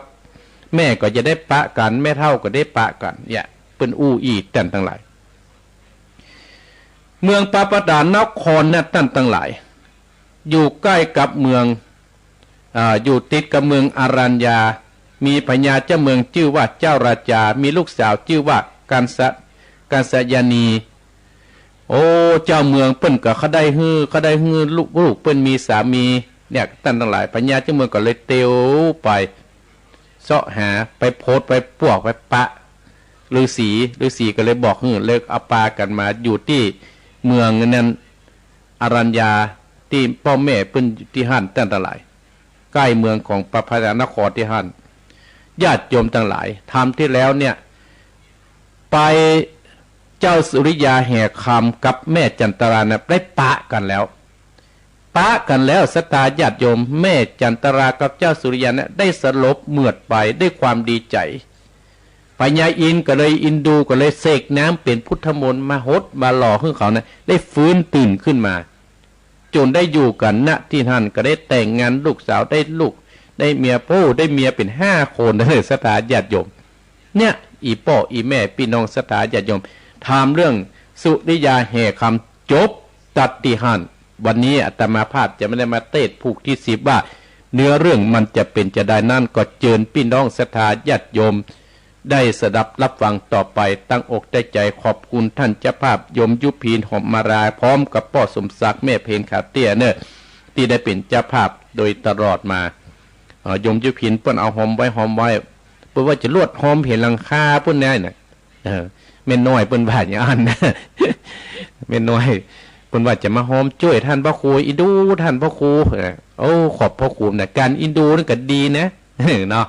มันเป็นบุญเป็นกุศลกับโยมทั้งหลายเนื้อที่ได้ห้อยได้หอมการสร้างหลังคาเนาะโอ้มันเป็นบุญนะท่านทั้งหลายศาลาเตี้ยแต่มาภาพที่มันลมโดนปัดเนี่ยมันทำเมื่อส่งครูบากันมาถึงจันทเศษครูบาอินเนาะเพิ่นมาเข้ากรรมแล้วครูบาคำตานที่เพิ่นเสี่ยงชีวิตไปเพิ่นมาเข้ากรรม3 เตื้อเนี่ยศาลาถึงดังนี้อาตมาภาพถึงอนุรักษ์ไว้เพราะว่าอาตมาภาพมาอยู่ครั้งแรกนั้นศรัทธาญาติโยมปี28เริ่มสร้างศาลาหลังนี้ความจริงจะเตก็เสียดายมันเฮาก็อนุรักษ์ของเก่าไว้นึกนักถึงบรรพบุรุษที่เพิ่นได้กึดได้สร้างไปนั่งพอจื้อเพิ่นเขียนติดตามฝาผนังโอ้ปุ๊บตายไปเสี่ยงแล้วท่านทั้งหลายพอคนที่ติดท่านนะคนนั้นตายคนนี้ตายหายไปหายสับสูญกันไปอาตมาภาพก็อนุรักษ์ไว้เปื่อไว้ใจไปสวยมีการมีงานคนกรุงเทพมาก็จะได้เปิ่งได้พักที่นอนหันมันก็จะเป็นบุญกับขออย่างน้อยก็ได้หลังคาไว้ก่อนตั้งรุ่มกล้วยว่ากันมรูนนะเอาละศรัทธาญาติโยมตั้งอกตั้งใจสดับรับฟังทำชื่อว่าสุริยาแห่คำเป็นระดับต่อไปเน้อตั้งอกตั้งใจณบัดนี้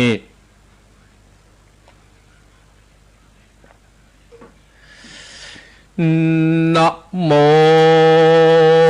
ตัสสะภะคะวะโตอะระหะโตสัมมาสัมพุทธัสสะ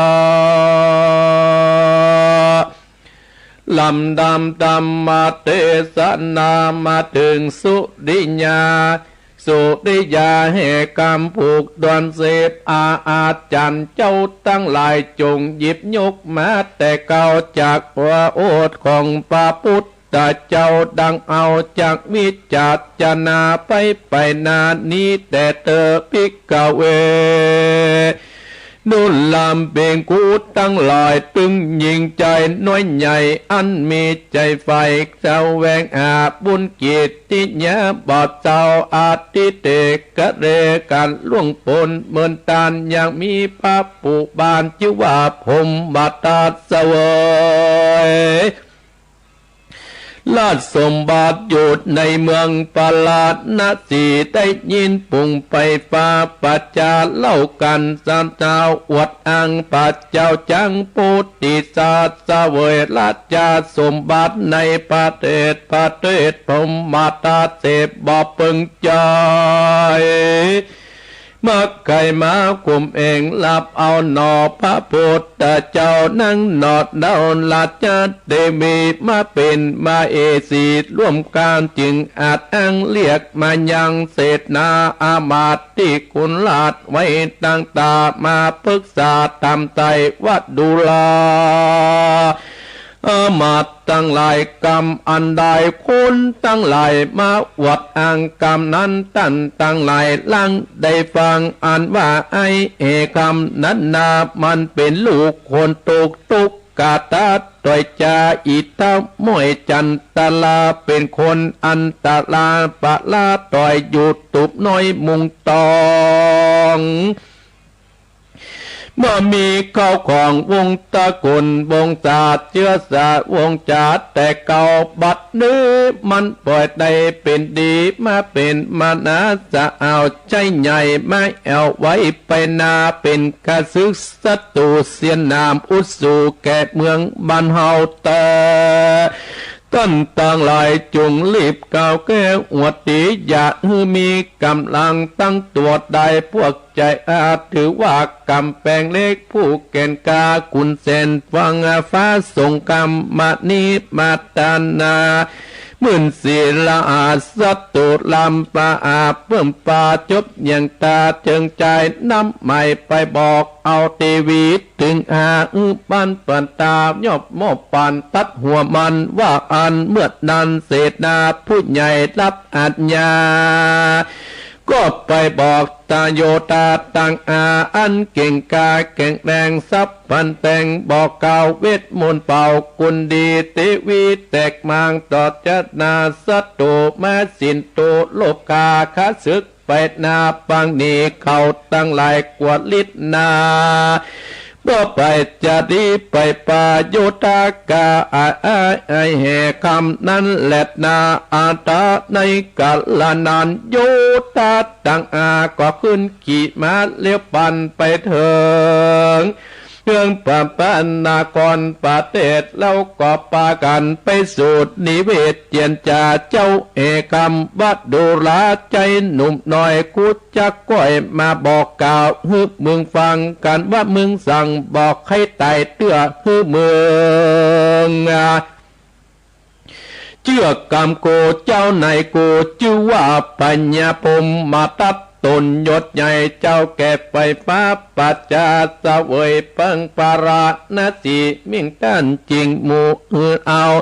ราชเทวีตั้งอาน้อมตะไหวหน้าปะตะไหวปอนกันบ่เชื่อกรรมกูนี้กูตั้งหลายจักราคุมหน้าเป็นปีเอาติวีไปถวายแก่พระราชาเจ้าไอ้คำเฮ้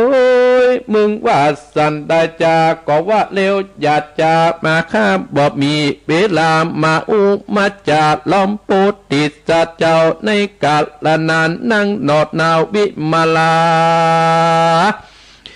ตอดปาเนตเล่งอ่านกรรมอุปันสัพปานว่าเกิดอันตรายอาเพศแก่พระกเกษมแก้วจัวผัวตัวนางกัดตะแลงสัพปะเพศเป็นรูปวิเศษโสภามีกัญญาผิวพองเกี้ยวกอมนั่งตาดำเหมือนหงดาวอินทราสรีเป่าสะอาดจนาดมนเป็นเตียวเข้าอาพัฒนารินจะปาโยธาตังอาจได้อ่านนางวิมาราเตียวติอันปาการพอสะดงตกใจตาพอคางบอดจังว่าสันได้ลวดลืมขิงไปจุคนอาปากอยู่ดอมได้น้ำมูกน้ำลายปอย้อยไหลเปิดตรงกลางเพลวพดเพียตรงกลางที่นั้นนั่งจันตาโมกีเกาะลิลาฟังฟ้า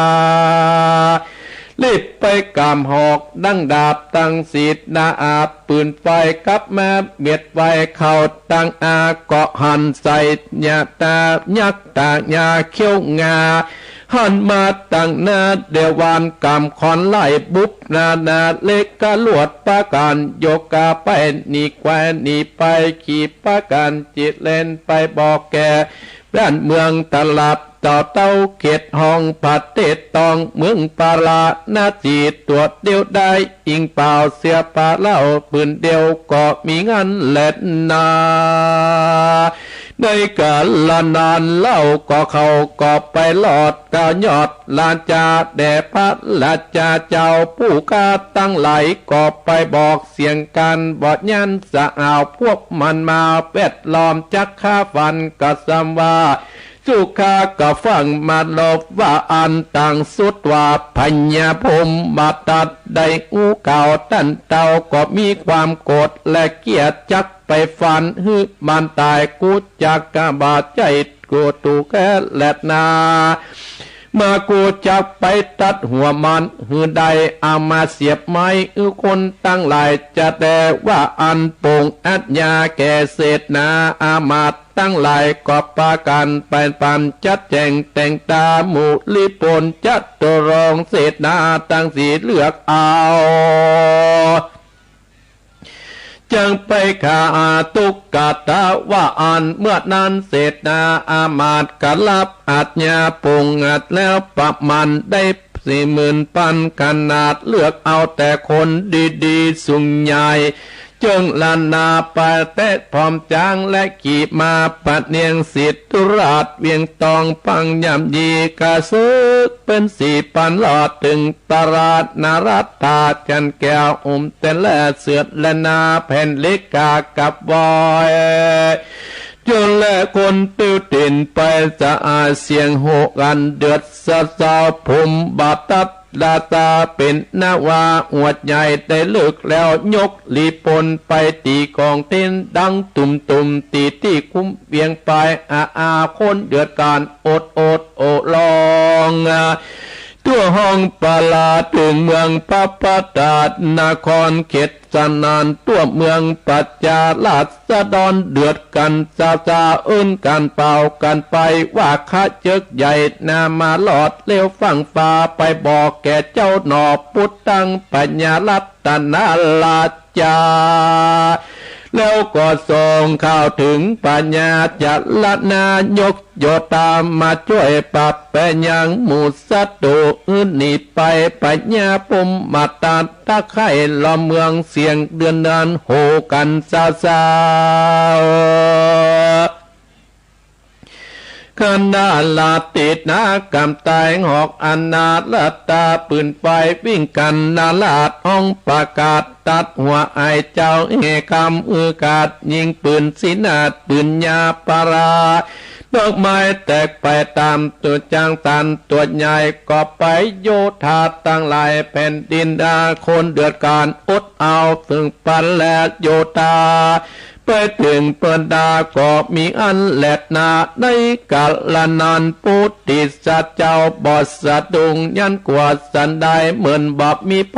มาตองนั่งอยู่ในห้องมนเตียนเจียนจากับปัญญารัตนาหมู่อามาตมนเตียนติดนานนาคือไปสอดแนมอย่างเรดาตู้เก่าทับของปัญญาเจ้าปานานาสีเจ้าพมบาตาโยกจัตุราจิตนามมารอดทับจอดแดนเมืองโยธาเหลืองโยธาเมืองสะสูจังมาอยู่ลาตาสังกัญญา40,000 กว่าตน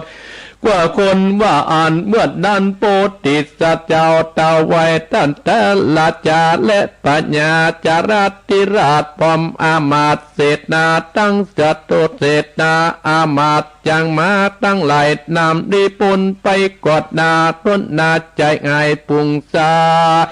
สนานจังวิชาคนโยตาตั้งหลายเปิดนึกเปิดดีปูนกว่ามีตึงจังตัวใหญ่มาแก้วไออันกามโลนำตันไปพอเจ้าหลังไหลลำเตียงตัวนานสนานกองไปเถื่อมนทนไป บางเมื่อพระบรมโพธิสัตว์เจ้านำดิปนเก่าตันกาซึกล้ออัจญาลบการถึงก็มีนางวิมาลายกมือสร้างความขาดถึงปุญคุณป้อมเมตไตอันเมืองนาคดีลี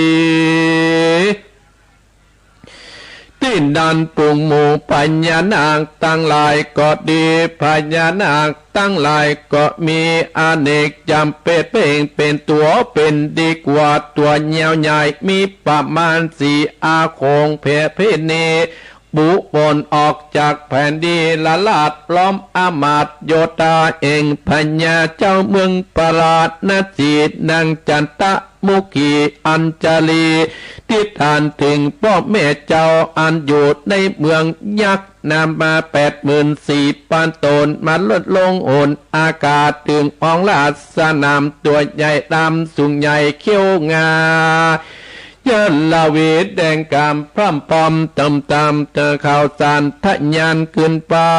เปกาพร้อมนางสุวรรณมาดียกก็อาทิตานถึงปอติสีแม่พญาคาตินานเทวบุตรเทวดาปากันมาปอเป่ายังมาอาสัจเจ้าปุติจาแห่งปัญญาเสือเรื่องปฏิปนมวลมากสังกัญญาตนักนาปปานติโยตาเก่นแก้วสิ่งปืนแต่ตะนุใจปุ้งใส่สินาอาจยิงเอากำหอกนาบไล่ฟันแตงกำลังงานเดือดร้อนเววนพุงยักเกาะคันจับแข้งปานคาซึกปราบปาราสิกแข้งกากินตังเข้าเมนลีปนติววัตาเจ้าฟานตึงเล่ายิงบอกเขาก็บอดถูกตามทิมตาบตาปันผงหมู่ปัญญานาคตั้งหลายปูปิดไฟสักกาพ่องกานากอดกินเสือตั้งหลายก็ฟันกินกาบห้องดับเนลาดกองการลิปนนาได้ทำไล่โยตาตายกองการจ้างก็แตกตื่นออกเล่นลื่นไปมากูลาโอนเกิดกองเสียงล่ำลองซึ่งจะหมู่เศษนาอามาตปัญญาปราณนาสีก็มาตายความนาเลือดกอดย้อยอาเต็มสนามพญาภูมิบัตัดผีพามฟังฟ้าเอาตัวทางถอยหนีส่วนราชบดีปุติสะเจ้าโลกลีปนติดตามถึงซาตานเพศตองเข้าล้อเมืองปนาแหลกลาแบกเอาหอดาบประจาตั้งฟ้าปืนหลังไหลเต็มปาดาคนเดือดการอดอัดเอาปะเลปนหมูยักษ์ตั้งหลายนักตั้งหลายเสือตั้งหลายก็ดีจะเมืองปานาเนสีเดือดนอนอกสะตันวันกว่าผัวภัยเมียมันลูกเต่าปากันหนีปันโยธาปันหนีไปลบกันเป็นจะป่าโพธิสัตว์เจ้าปัปปัญญาอาเตนาพระนอตายกอบมาบานเฮกรรมซุบสอดเอาปัญญาภูมิบัตตัดเศษนาก็ห้องออกปากไวเจ้ากอดจากใส่ยันจะใจเสียงล่ำไห้กันหุยไว้หายข้อเพื่อเจ้าโตนบุญมากอนุญาตอาโอสิกรรมไปโปรดผู้ขาตะลาว่าอันเจ้าเอกันก็สำจักใส่ยันนิบจับมาเก็บหูตาจะปาจาบอดได้ให้ใจเพราะดาจักตวงทิ้นตายนอตดสะปนบากวกรรมเป็นใหญ่ถวยคายใส่ใหญ่วางมือเพราะถือศีลอาเขาตั้งหลายก็เกินดีงามยกมือสากกำไว้ขอชีวิตกลายเป็นคนย่อมเอาตนเป็นกาบาทมอบสมบัติยกเยินมอบราชาธิดาชื่อว่านางปัตตุมาอายุ16ข่าวกวบข่าวบัดเมืองตั้งหลายคากอดตาวายเจ้าพระปิ่นเก่าในชีวิตตลาโพธิสัตว์เจ้าหนอโพธิสัตว์เจ้าก็ว่าท่านมากราบมนุษย์หลวงพาไปบอกฟังกรรมท่านเจ้าเหมือนท่านเต้าราชาไขวัตาท่านตองขับบาทบาหลวงอัมปางบาลงกำว่าอันคอ ท่านจะจง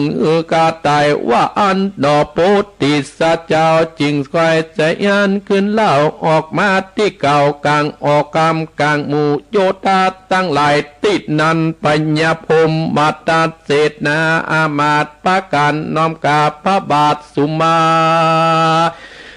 ละโตดพันนอมือขออัญเชิญดอกโพธิสัตว์ขึ้นเป็นตาตาเมืองปาราณสีพมมาตัดส่วนว่าปัญญาพมมาตัดเล่งอันหมู่เศษแต่งอ่างเครื่องปูจาเบิกไปลาติเก่าจานตำแบบบัมเดออ่อนพระผู้บอนกะฮือแม่เจ้าจัญญาบัดน้ำนาจาติตาจิตนามุกตั้งหลายแก้วแสงซุบสอดทำลงแปลงก้าแต่งเสื้อผ้าเน็บใหม่คำเนินนาบัดนี้วันกำขันใบใหญ่เลือดนำมานางยอดแก้วปัดตุมาเป็นการบอดีจากแก่พุทธิสัตว์เจ้าก็มีงันแลดนาพุทธิสัตว์เจ้าปอกันได้ปรับเป็นอย่างเมืองปาราณสีเสวยบุรีเมืองใหญ่พระนอไตผู้บานปรึกษาการปัญญาลัตตนาราชและปัญญาจารัตนาจะพ่อก็อัญเชิญลาจาบรรดาแม่เจ้ากับมาเจ้าเทวีต่างอาจากพระปัตตาตานีมาอยู่เมืองปาราณสีอเตต้องจุมปูตามกรรมผู้ทอนพุ่มบัตตามาวอนแต่จัดแลดนาในกาดดันนั้นปัญญาเจ้าตั้งสองอุทานติงแจงก็เอากองเทศดีตีเปล่างูเก่าเหนียวไปพระจอมไตออกจากเมืองปาราณสียะตาบดิบานดึงมารอดจุดที่กุนปวนต่างป้าองค์คำป่อเจ้าเสร็จนาปัจจาราษฎรก็เอาการป้ากันตามต้องต่างมาบรรณากรเอ็นกองปฏิปุณโมโพธิสัตว์เจ้าเป็นปัตตันเพียงการตือคำสัญใหญ่กว้างประดับบาดในดอกมะลาอันเชิญนางจันทลาเมเจ้าพร้อมกับเทวีเจ้าตั้งอาเสวยเมืองปาราณสีกัดลานนาลัจจปีปัญญาภูมิมัตตเจ้าก็มีราชาการประกาศวัดดุลาภอามาตตั้งหลายโอนตังอันใดพุทธิสัตว์เจ้าพระเมเจ้าทีวีมาโอนตังตินนานตันตั้งหลายจุงประดับประดางามเอาพุทธิสัตว์เจ้าบรรดาพร้อมราชกัญญานันเตอปาการหนึ่งปัญจมาลาห้าสิ่งดอกใบยิ่งอาปาการแลดนาตั้นตั้งหลายเอาขันข้อตอกดัดนาก็หนึ่งกะจิตวันกินมามันการตามวิสัยตามจำใจไปเล่นเข้าฟ้อนเข้าเต้นปัญญาภูมิมาตัดบอกราษฎรนาที่ฝันอยากเล่นผมมาตัดก็เวตาลสุการย้อนบุญสมปานสุดิญาแม่เจ้าเทวีปราณสีเกตห้องคนตั้งหลาย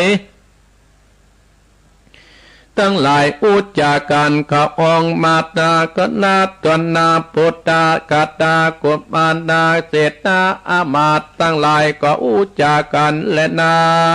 แล้วก็ปากันมาเมืองที่อ่านก่อนเตตานที่เป่าประกาศ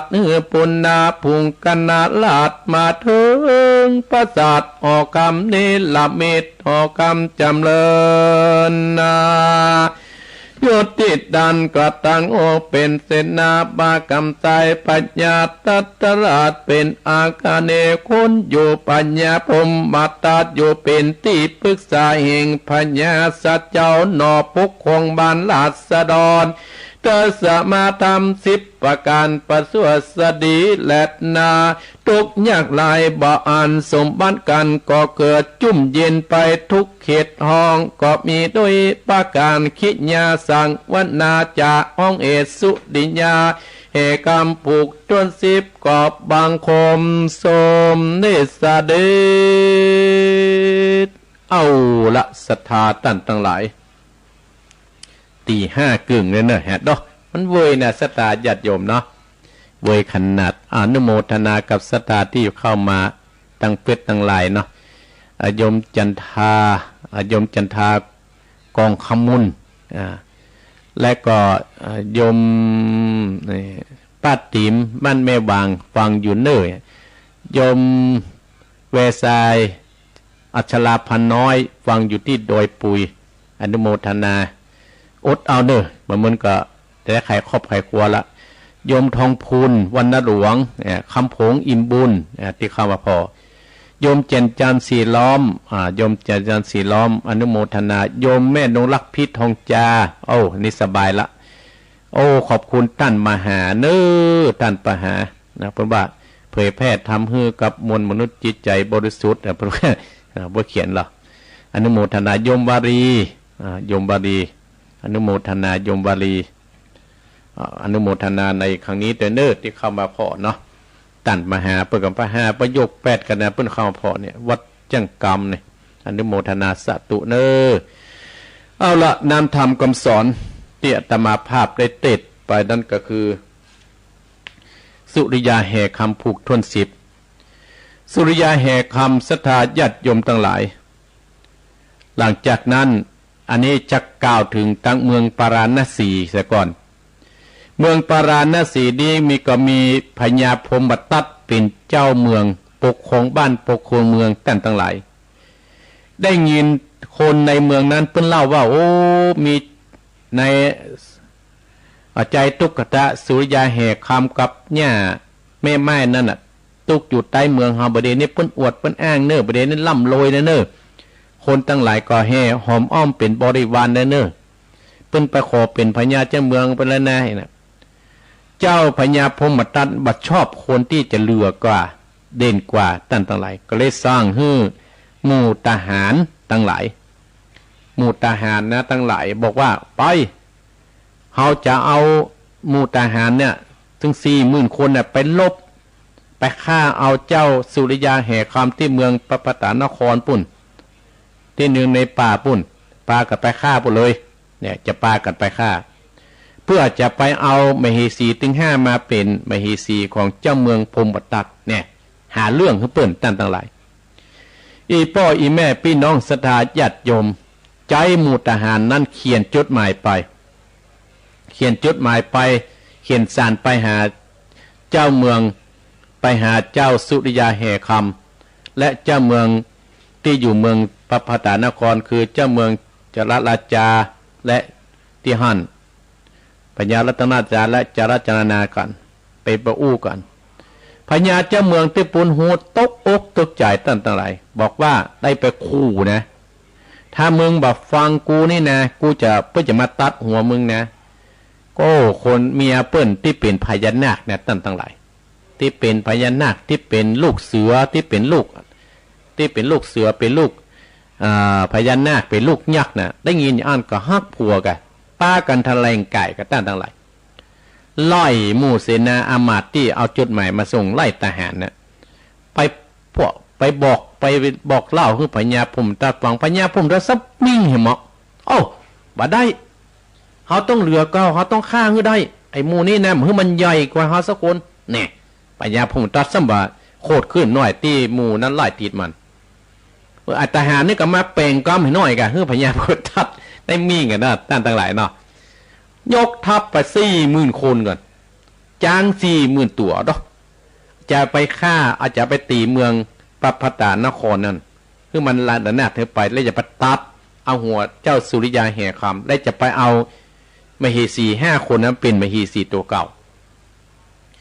อีพ่ออีแม่พี่น้องศรัทธาญาติโยมพญาจรณราชาได้หูข่าวมันก็เลยให้พญาจรณะเมืองอรัญญานั่นน่ะมาช่วยกันว่ายกทัพมาช่วยกันประเด็นเนี่ยโอ้ทัพนี้ใหญ่หลวงเนอะเจ้าสุริยาอาจจะแบบแพ้อาจจะสู้บ่ได้แล้วเนอะอาจจะสู้บ่ได้แล้วก็เลยนี่แต่เจ้าสุริยาตั้งหลายเปิ้นบ่กลัวเฉยบ่กลัวสักอย่างก็ตั้งหลายก็เลยตกลงกันเรียบร้อยแล้วก็ได้ให้เจ้าสุริยาเป็นทัพหน้าอีพ่ออีแม่ได้เป็นทัพหน้าโอ้ได้เป็นทัพหน้าไปละเพื่อจะไปสู้กับเจ้าพรหมทัตพญาพรหมทัตที่จะมาแย่งชิงเอาเมียของเปิ้นมเหสีเปิ้น เพราะว่าพญาพรหมทัตเป็นคนที่อิจฉาท่านทั้งหลายพายจะใหญ่ก็ได้จะฆ่าหมดท่านทั้งหลายโอ้สู้กันโป๊ดเราตึงกี้ปุ่นกี้นี้นะสู้กันปื้นปะปื้นใบอันลูกยักษ์ก็เอายักษ์ออกมาไปโจ้ขอป่อยักษ์ก็มาช่วยตึงเกี่ยวไล่ฆ่ากันฟุ้นฟ้าฟุ้นไฟขี้ฝุ่นนี่มุ่งเนี่ยจ้างกับโจรจ้างสะดุ้งยักษ์กับนีฟ้าไฟกันท่านทั้งหลายพญาพรหมทัตกันนีถอยตัวก้าวไปอยู่เข้าไปในเมืองปาราณสีปุ่นเจ้าสุริยาแห่คำกับบรถละท่านทั้งหลายก็ไล่ไปติ๊กแกจกเอาแห่มาท่านทั้งหลายไปตกไปตอดเอาพญาพรหมทัตพร้อมเสนามาดอยู่ในแห่กับดึงมาโป๊ดเท่ายานที่เป็นปีวิเศษไปฮัดขัวฮัดตัวของพญาพรหมทัตฮัดตัวเสนาอมัตแล้วก็ขอความช่วยเหลือว่าขอไว้ชีวิตข้าเตอใครชีวิตข้าเตอเจ้าสุริยาแห่คำกว่าว่าโอ้จะไว้ชีวิตได้เพราะเจ้าคิดกับกรรมเพราะข้าหูกิตติศัพท์มาเมินแล้วอยู่ดีๆจะต้องมาลบมาฆ่ากันอย่างเกิดขี้ชากันขึ้นมาลอยนี้แห่มเจ้าสุริยาก็จะว่าเปิ้นถือศีล5ตั้งหลายก็เลยลากเอาพญาพรหมทัตพร้อมเสนาอมัตทั้งหลายนั่นน่ะเข้าไปอยู่ในเมืองในปาราณสีคุ้มหลงเพื่อโคนหูก็หันพญาพรหมทัตก็เลยขอไว้ชีวิตกับเจ้าสุริยาแห่คำกับหมู่ทหารทั้งหลายก็เลยพญาพรหมทัตก็เลยลัดอัธนาให้เจ้าสุริยาแห่คำเนี่ยขึ้นเป็นพญาเจ้าเมืองปาราณสีต่อแล้วก็จะยกลูกสาวให้เห็มคนโดจะได้6 คนแล้วเนอะจะได้ยกลูกสาวนำประตูมาให้เห็นคนตั้งหลายเป็นลูกสาวที่งามเนี่ยอีพ่ออีแม่พี่น้องศรัทธาญาติโยมทั้งหลายเมื่อได้อยู่ที่ฮั่นเรียบร้อยแล้วอยู่กับแต่งงานได้เป็นพญาเจ้าเมืองก็เลยบอกให้กับพ่อพญารัตนราชากับพญาจารณาเอาแม่เปิ้นมาตั้งหลายก็เลยบอกพญาพรหมทัตก็เลยบอกว่าโอ้แม่นะจันตุมานะเปิ้นจะมานั่นน่ะจันจัตราแม่เปิ้นจะมาตั้งได้ก็ฮือปลูกดอกฮือตกแต่งฮืองามเน้อไอ้กะเปิ้นก็ตกแต่งบ้านตกแต่งเมืองเปิ้น มาอยู่เอาแม่เปิ้นมาอยู่ที่เมืองปาราณสีที่หั่นอีพ่ออีแม่พี่น้องศรัทธาญาติโยมเมื่อเจ้าสุริยาแห่คำได้เป็นพญาเจ้าเมืองปกครองบ้านปกครองเมืองอยู่ที่เมืองปาราณสีพญาพรหมทัตก็เลยแต่งงานให้โยกลูกสาวให้คนเป็นเปเหสีถึง6 คนนั้นบุญอย่างแตะบุญบาทเจ้าสุริยาได้เปเหสีถึง6 คนกันตั้งหลายเนี่ยนำถึงกลับมาจัดนี่เขาต้องมีเมียนักเมียด่าได้ยุ่งมากยุ่งมาเต้สมัยก่อนเปิ้นมีเป็นคนศีลคนธรรมเนี่ยอยู่ด้วยกันได้เนี่ยเขา6 คนอยู่ด้วยกันตั้งหลายเจ้าสุริยาแห่คำกับปกครองบ้านปกครองเมืองบอกให้พญาพรหมทัตเป็นคนใจบุญใจกุศลอย่างอาตมาภาพว่าตะกี้นั่นสอนความดีให้ว่าหาการซื้อความดีบ่ได้ซื้อบ่ได้ก็คือความดีเนี่ยหนีบ่ได้คือความตายแล้วก็ใช้แทนก็คือเวรกรรมเจ้าสุริยาแกจะสอนหมู่ในเมืองปาราณสีตลอดถึงเจ้าพญาพรหมทัตท่านพญาพรหมทัตก็เลยเป็นคนใจบุญใจกุศลทำบุญตักบาตรทั้งหลายก็เลยตั้งตัวเป็นที่ปรึกษาเจ้าสุริยาแห่งคำพญาเจ้าเมืองที่ฮั่นเนี่ยเป็นที่ปรึกษาว่าจะเนี่ยใดเหมือนกับว่าคนนั้นมีที่ปรึกษาอย่างอันอย่างอี้นะพญาเจ้าสุริยาก็เป็นพญาเจ้าเมืองต่อไปเมืองปาราณสีจากที่ฮ้อนกับจุ่มกับเย็นคนกำลังไหลกันมากากากขายที่หั่นเพราะว่าได้คนดีปกครองบ้านปกครองเมืองคือเจ้าสุริยาแห่คำเป็นคนศีลคนธรรมตั้งหลายตั้งอยู่ในการฮือตานตั้งอยู่ในศีลตั้งอยู่ในภาวนาคนในเมืองปาราณสีนั่นก็เป็นคนฮือตานฮือมีศีลและภาวนาเหมือนกับพญาเจ้าเมืองอันนี้เพิ่นบอกว่าได้เจ้านายดีตั้งหลายก็เลยเป็นเจ้านายที่ดีก็เลยบ้านเมืองก็เลยจุ่มมันเย็นถ้าได้เจ้าเมืองที่บดีกับบ้านเมืองเขาก็จะฮ้อนจะแห้วอันนี้แหละถามเรื่องที่ว่าสุริยาแห่คำก็จบตัดที่นี่ท่านทั้งหลายอีพ่ออีแม่อนุโมทนากับท่านเจ้าภาพก็คือโยมป้ายุพินหอมมาราไม่หยวกเจียงใหม่ และโยมพ่อสมศักดิ์แม่เพนและโยมในอเนกชัยกวินที่เป็นเจ้าภาพเพื่อทำบุญอุทิศส่งกุศลให้กับพ่อกับแม่ต่อไปทำเรื่องนี้ก็จบตอนนี้อนุโมทนาสาธุเด้อเอาละศรัทธาญาติโยมอาตมาภาพก็ขอบคุณศรัทธาชื่อสุขแก้วเปรมกัญญาฟังอยู่ที่ดงหักนาดเนี่ยเดี๋ยวมันพอว่าดงหักนาดอนุโมทนาสาธุตัวเนาะอนุโมทนาสาธุที่ได้เข้ามาพอเข้ามาป่วยตั้งนี้เนาะบุญใดกุศลใดที่อีพ่ออีแม่ที่ได้ฟังอาตมาแต่เจ้าก็ขอบคุณท่านผู้ฟังที่โทรมาเนอะมีแม่ปานีเป็นต้นที่อำเภอฝางคนที่โทรแต่เจ้าก็ต้องโทรละเนาะเปลี่ยนกันโทรถ้าเขาว่าเปลี่ยนกันนี่นะเขาอีดูคนที่เพิ่นจะค่อยโทรเนี่ยญาติโยมที่จะหอมกินหอมตานอาตมาภาพอู้หลังใหม่โทรที่0871774469แล้วจะได้อู้จากกันว่าจะเพราะว่าช่วงนี้มันมาตุกันบ่ได้ก็แล้วแต่ศรัทธาญาติโยมจะมาหาอาตมาภาพก็ยินดีต้อนรับอย่างโยมที่อยู่ประแดดตะกี้วัดโศกิเพิ่นจะมาหา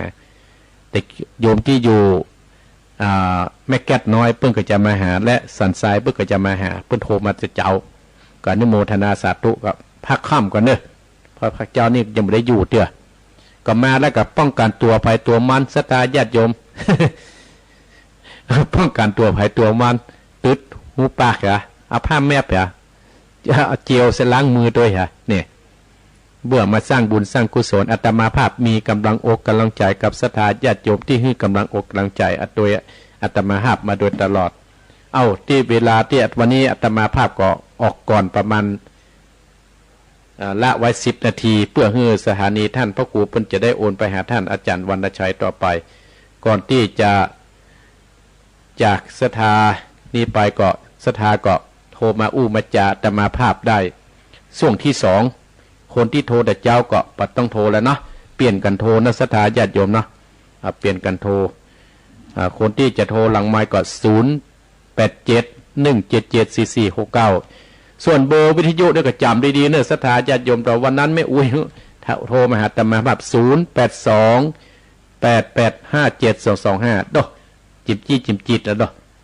อกเตะเข้าไปไหลเข้ามาดอกติดตัดดอกสถาญาติโยม829เข้ามาแล้ว741ก็มาแล้ว678เข้ามา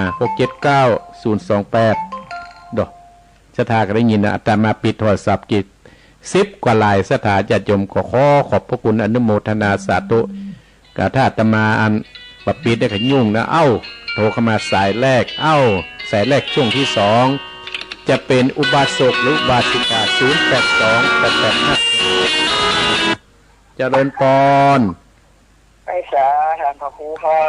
นั่นมาแล้วนี่เสียงแจ้ววันนี้ครับก็ปนานหลงปนานประเสริฐปนานประเสริฐยินดีนะปนานเนอฟังก็เดี๋ยววันทุกคนไปดูเสียงโน้เดี๋ยวได้ชัดเจนดีครับยินดีปนานเนอจะเล่นปอน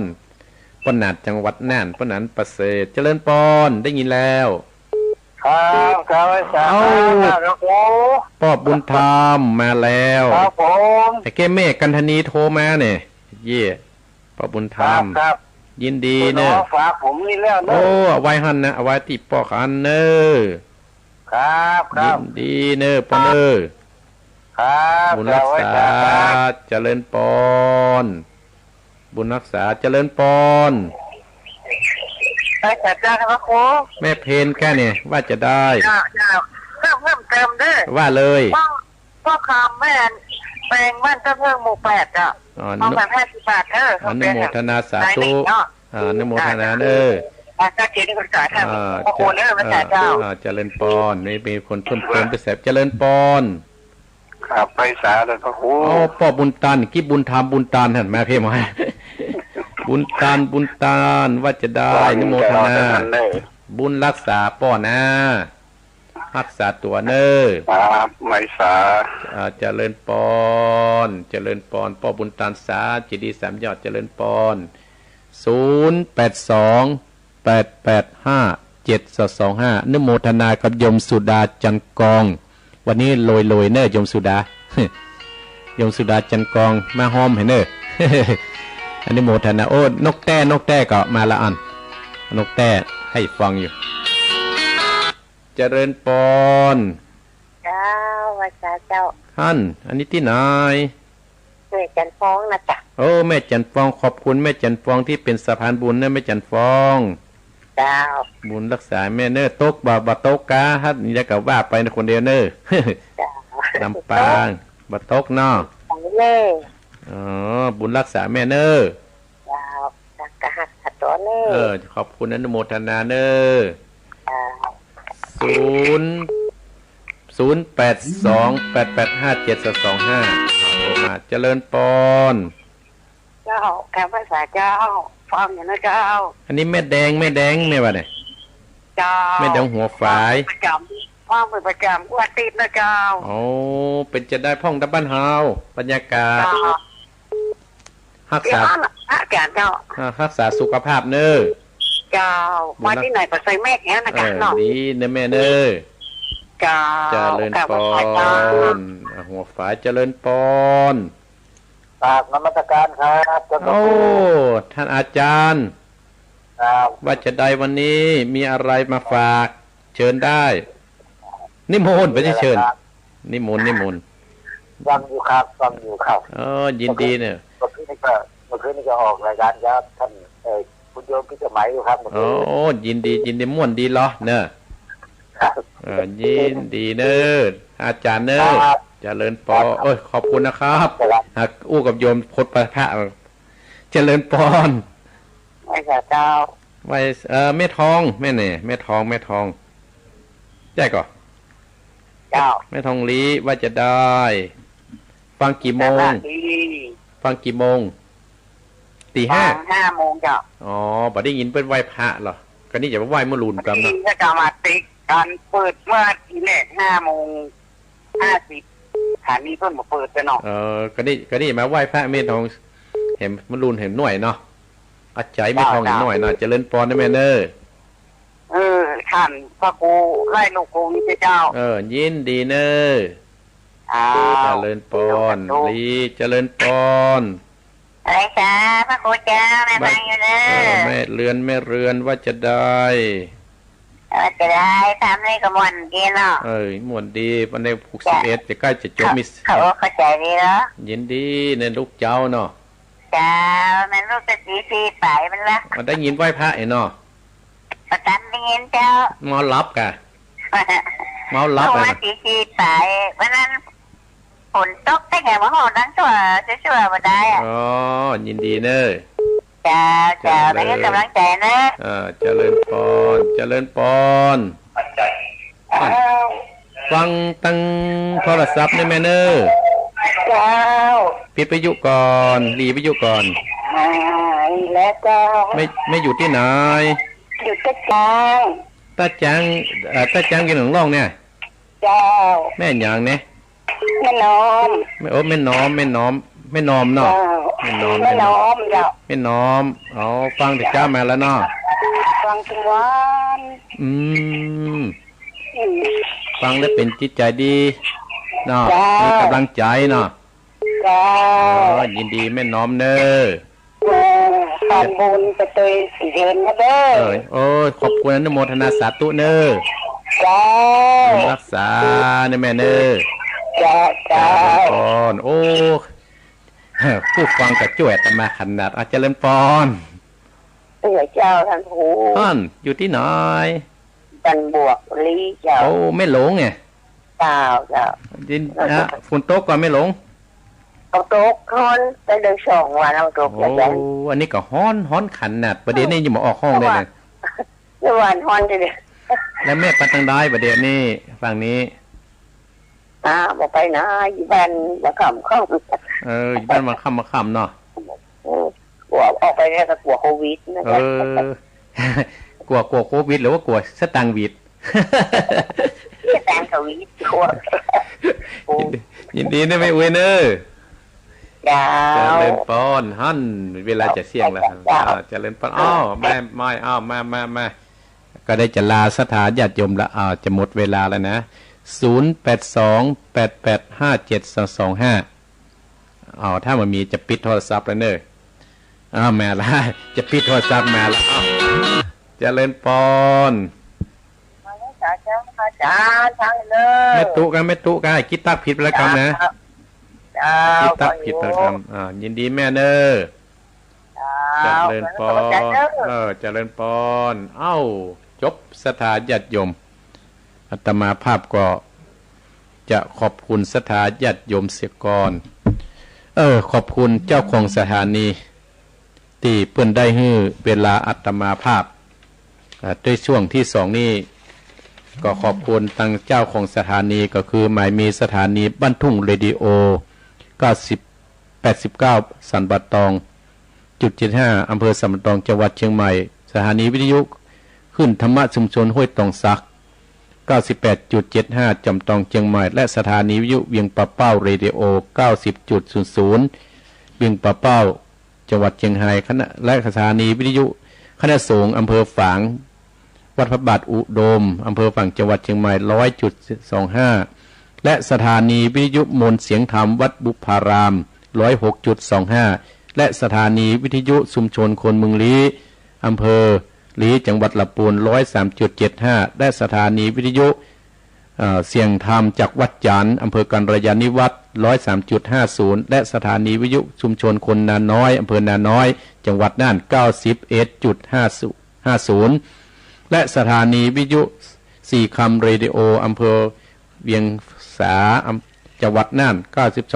92.50 และสถานีวิทยุเสียงใสเรดิโอตาบวังผางจังหวัดน่าน 100.75 และสถานีวิทยุชุมชนคนเหนือเขื่อนอำเภอฮอด 90.75 อำเภอฮอดจังหวัดเชียงใหม่และสถานีวิทยุน่านฟ้าเรดิโอ 101.75 ตำบลประแดดอำเภอเมืองจังหวัดเชียงใหม่ที่โทรมาที่ขอบคุณเนอและสถานีวิทยุชุมชนคนต้นน้ำ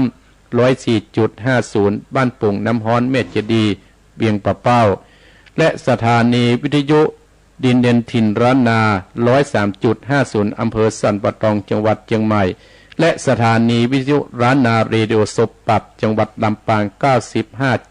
95.75 และสถานีวิทยุคลื่นพุทธศาสนาการศึกษาวัฒนธรรมวัดไฟหิน 104.50 วัดไฟหินอำเภอเมืองเชียงใหม่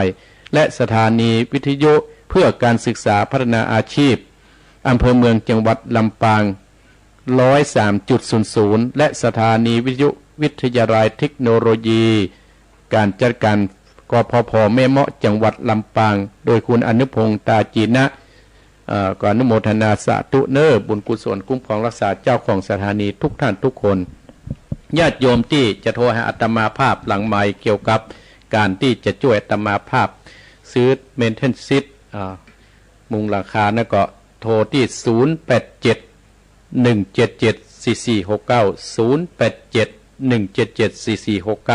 ไอ้ผมกำเนาะไม่รู้ว่ามาบัดตานะท่านพระครูเนี่ย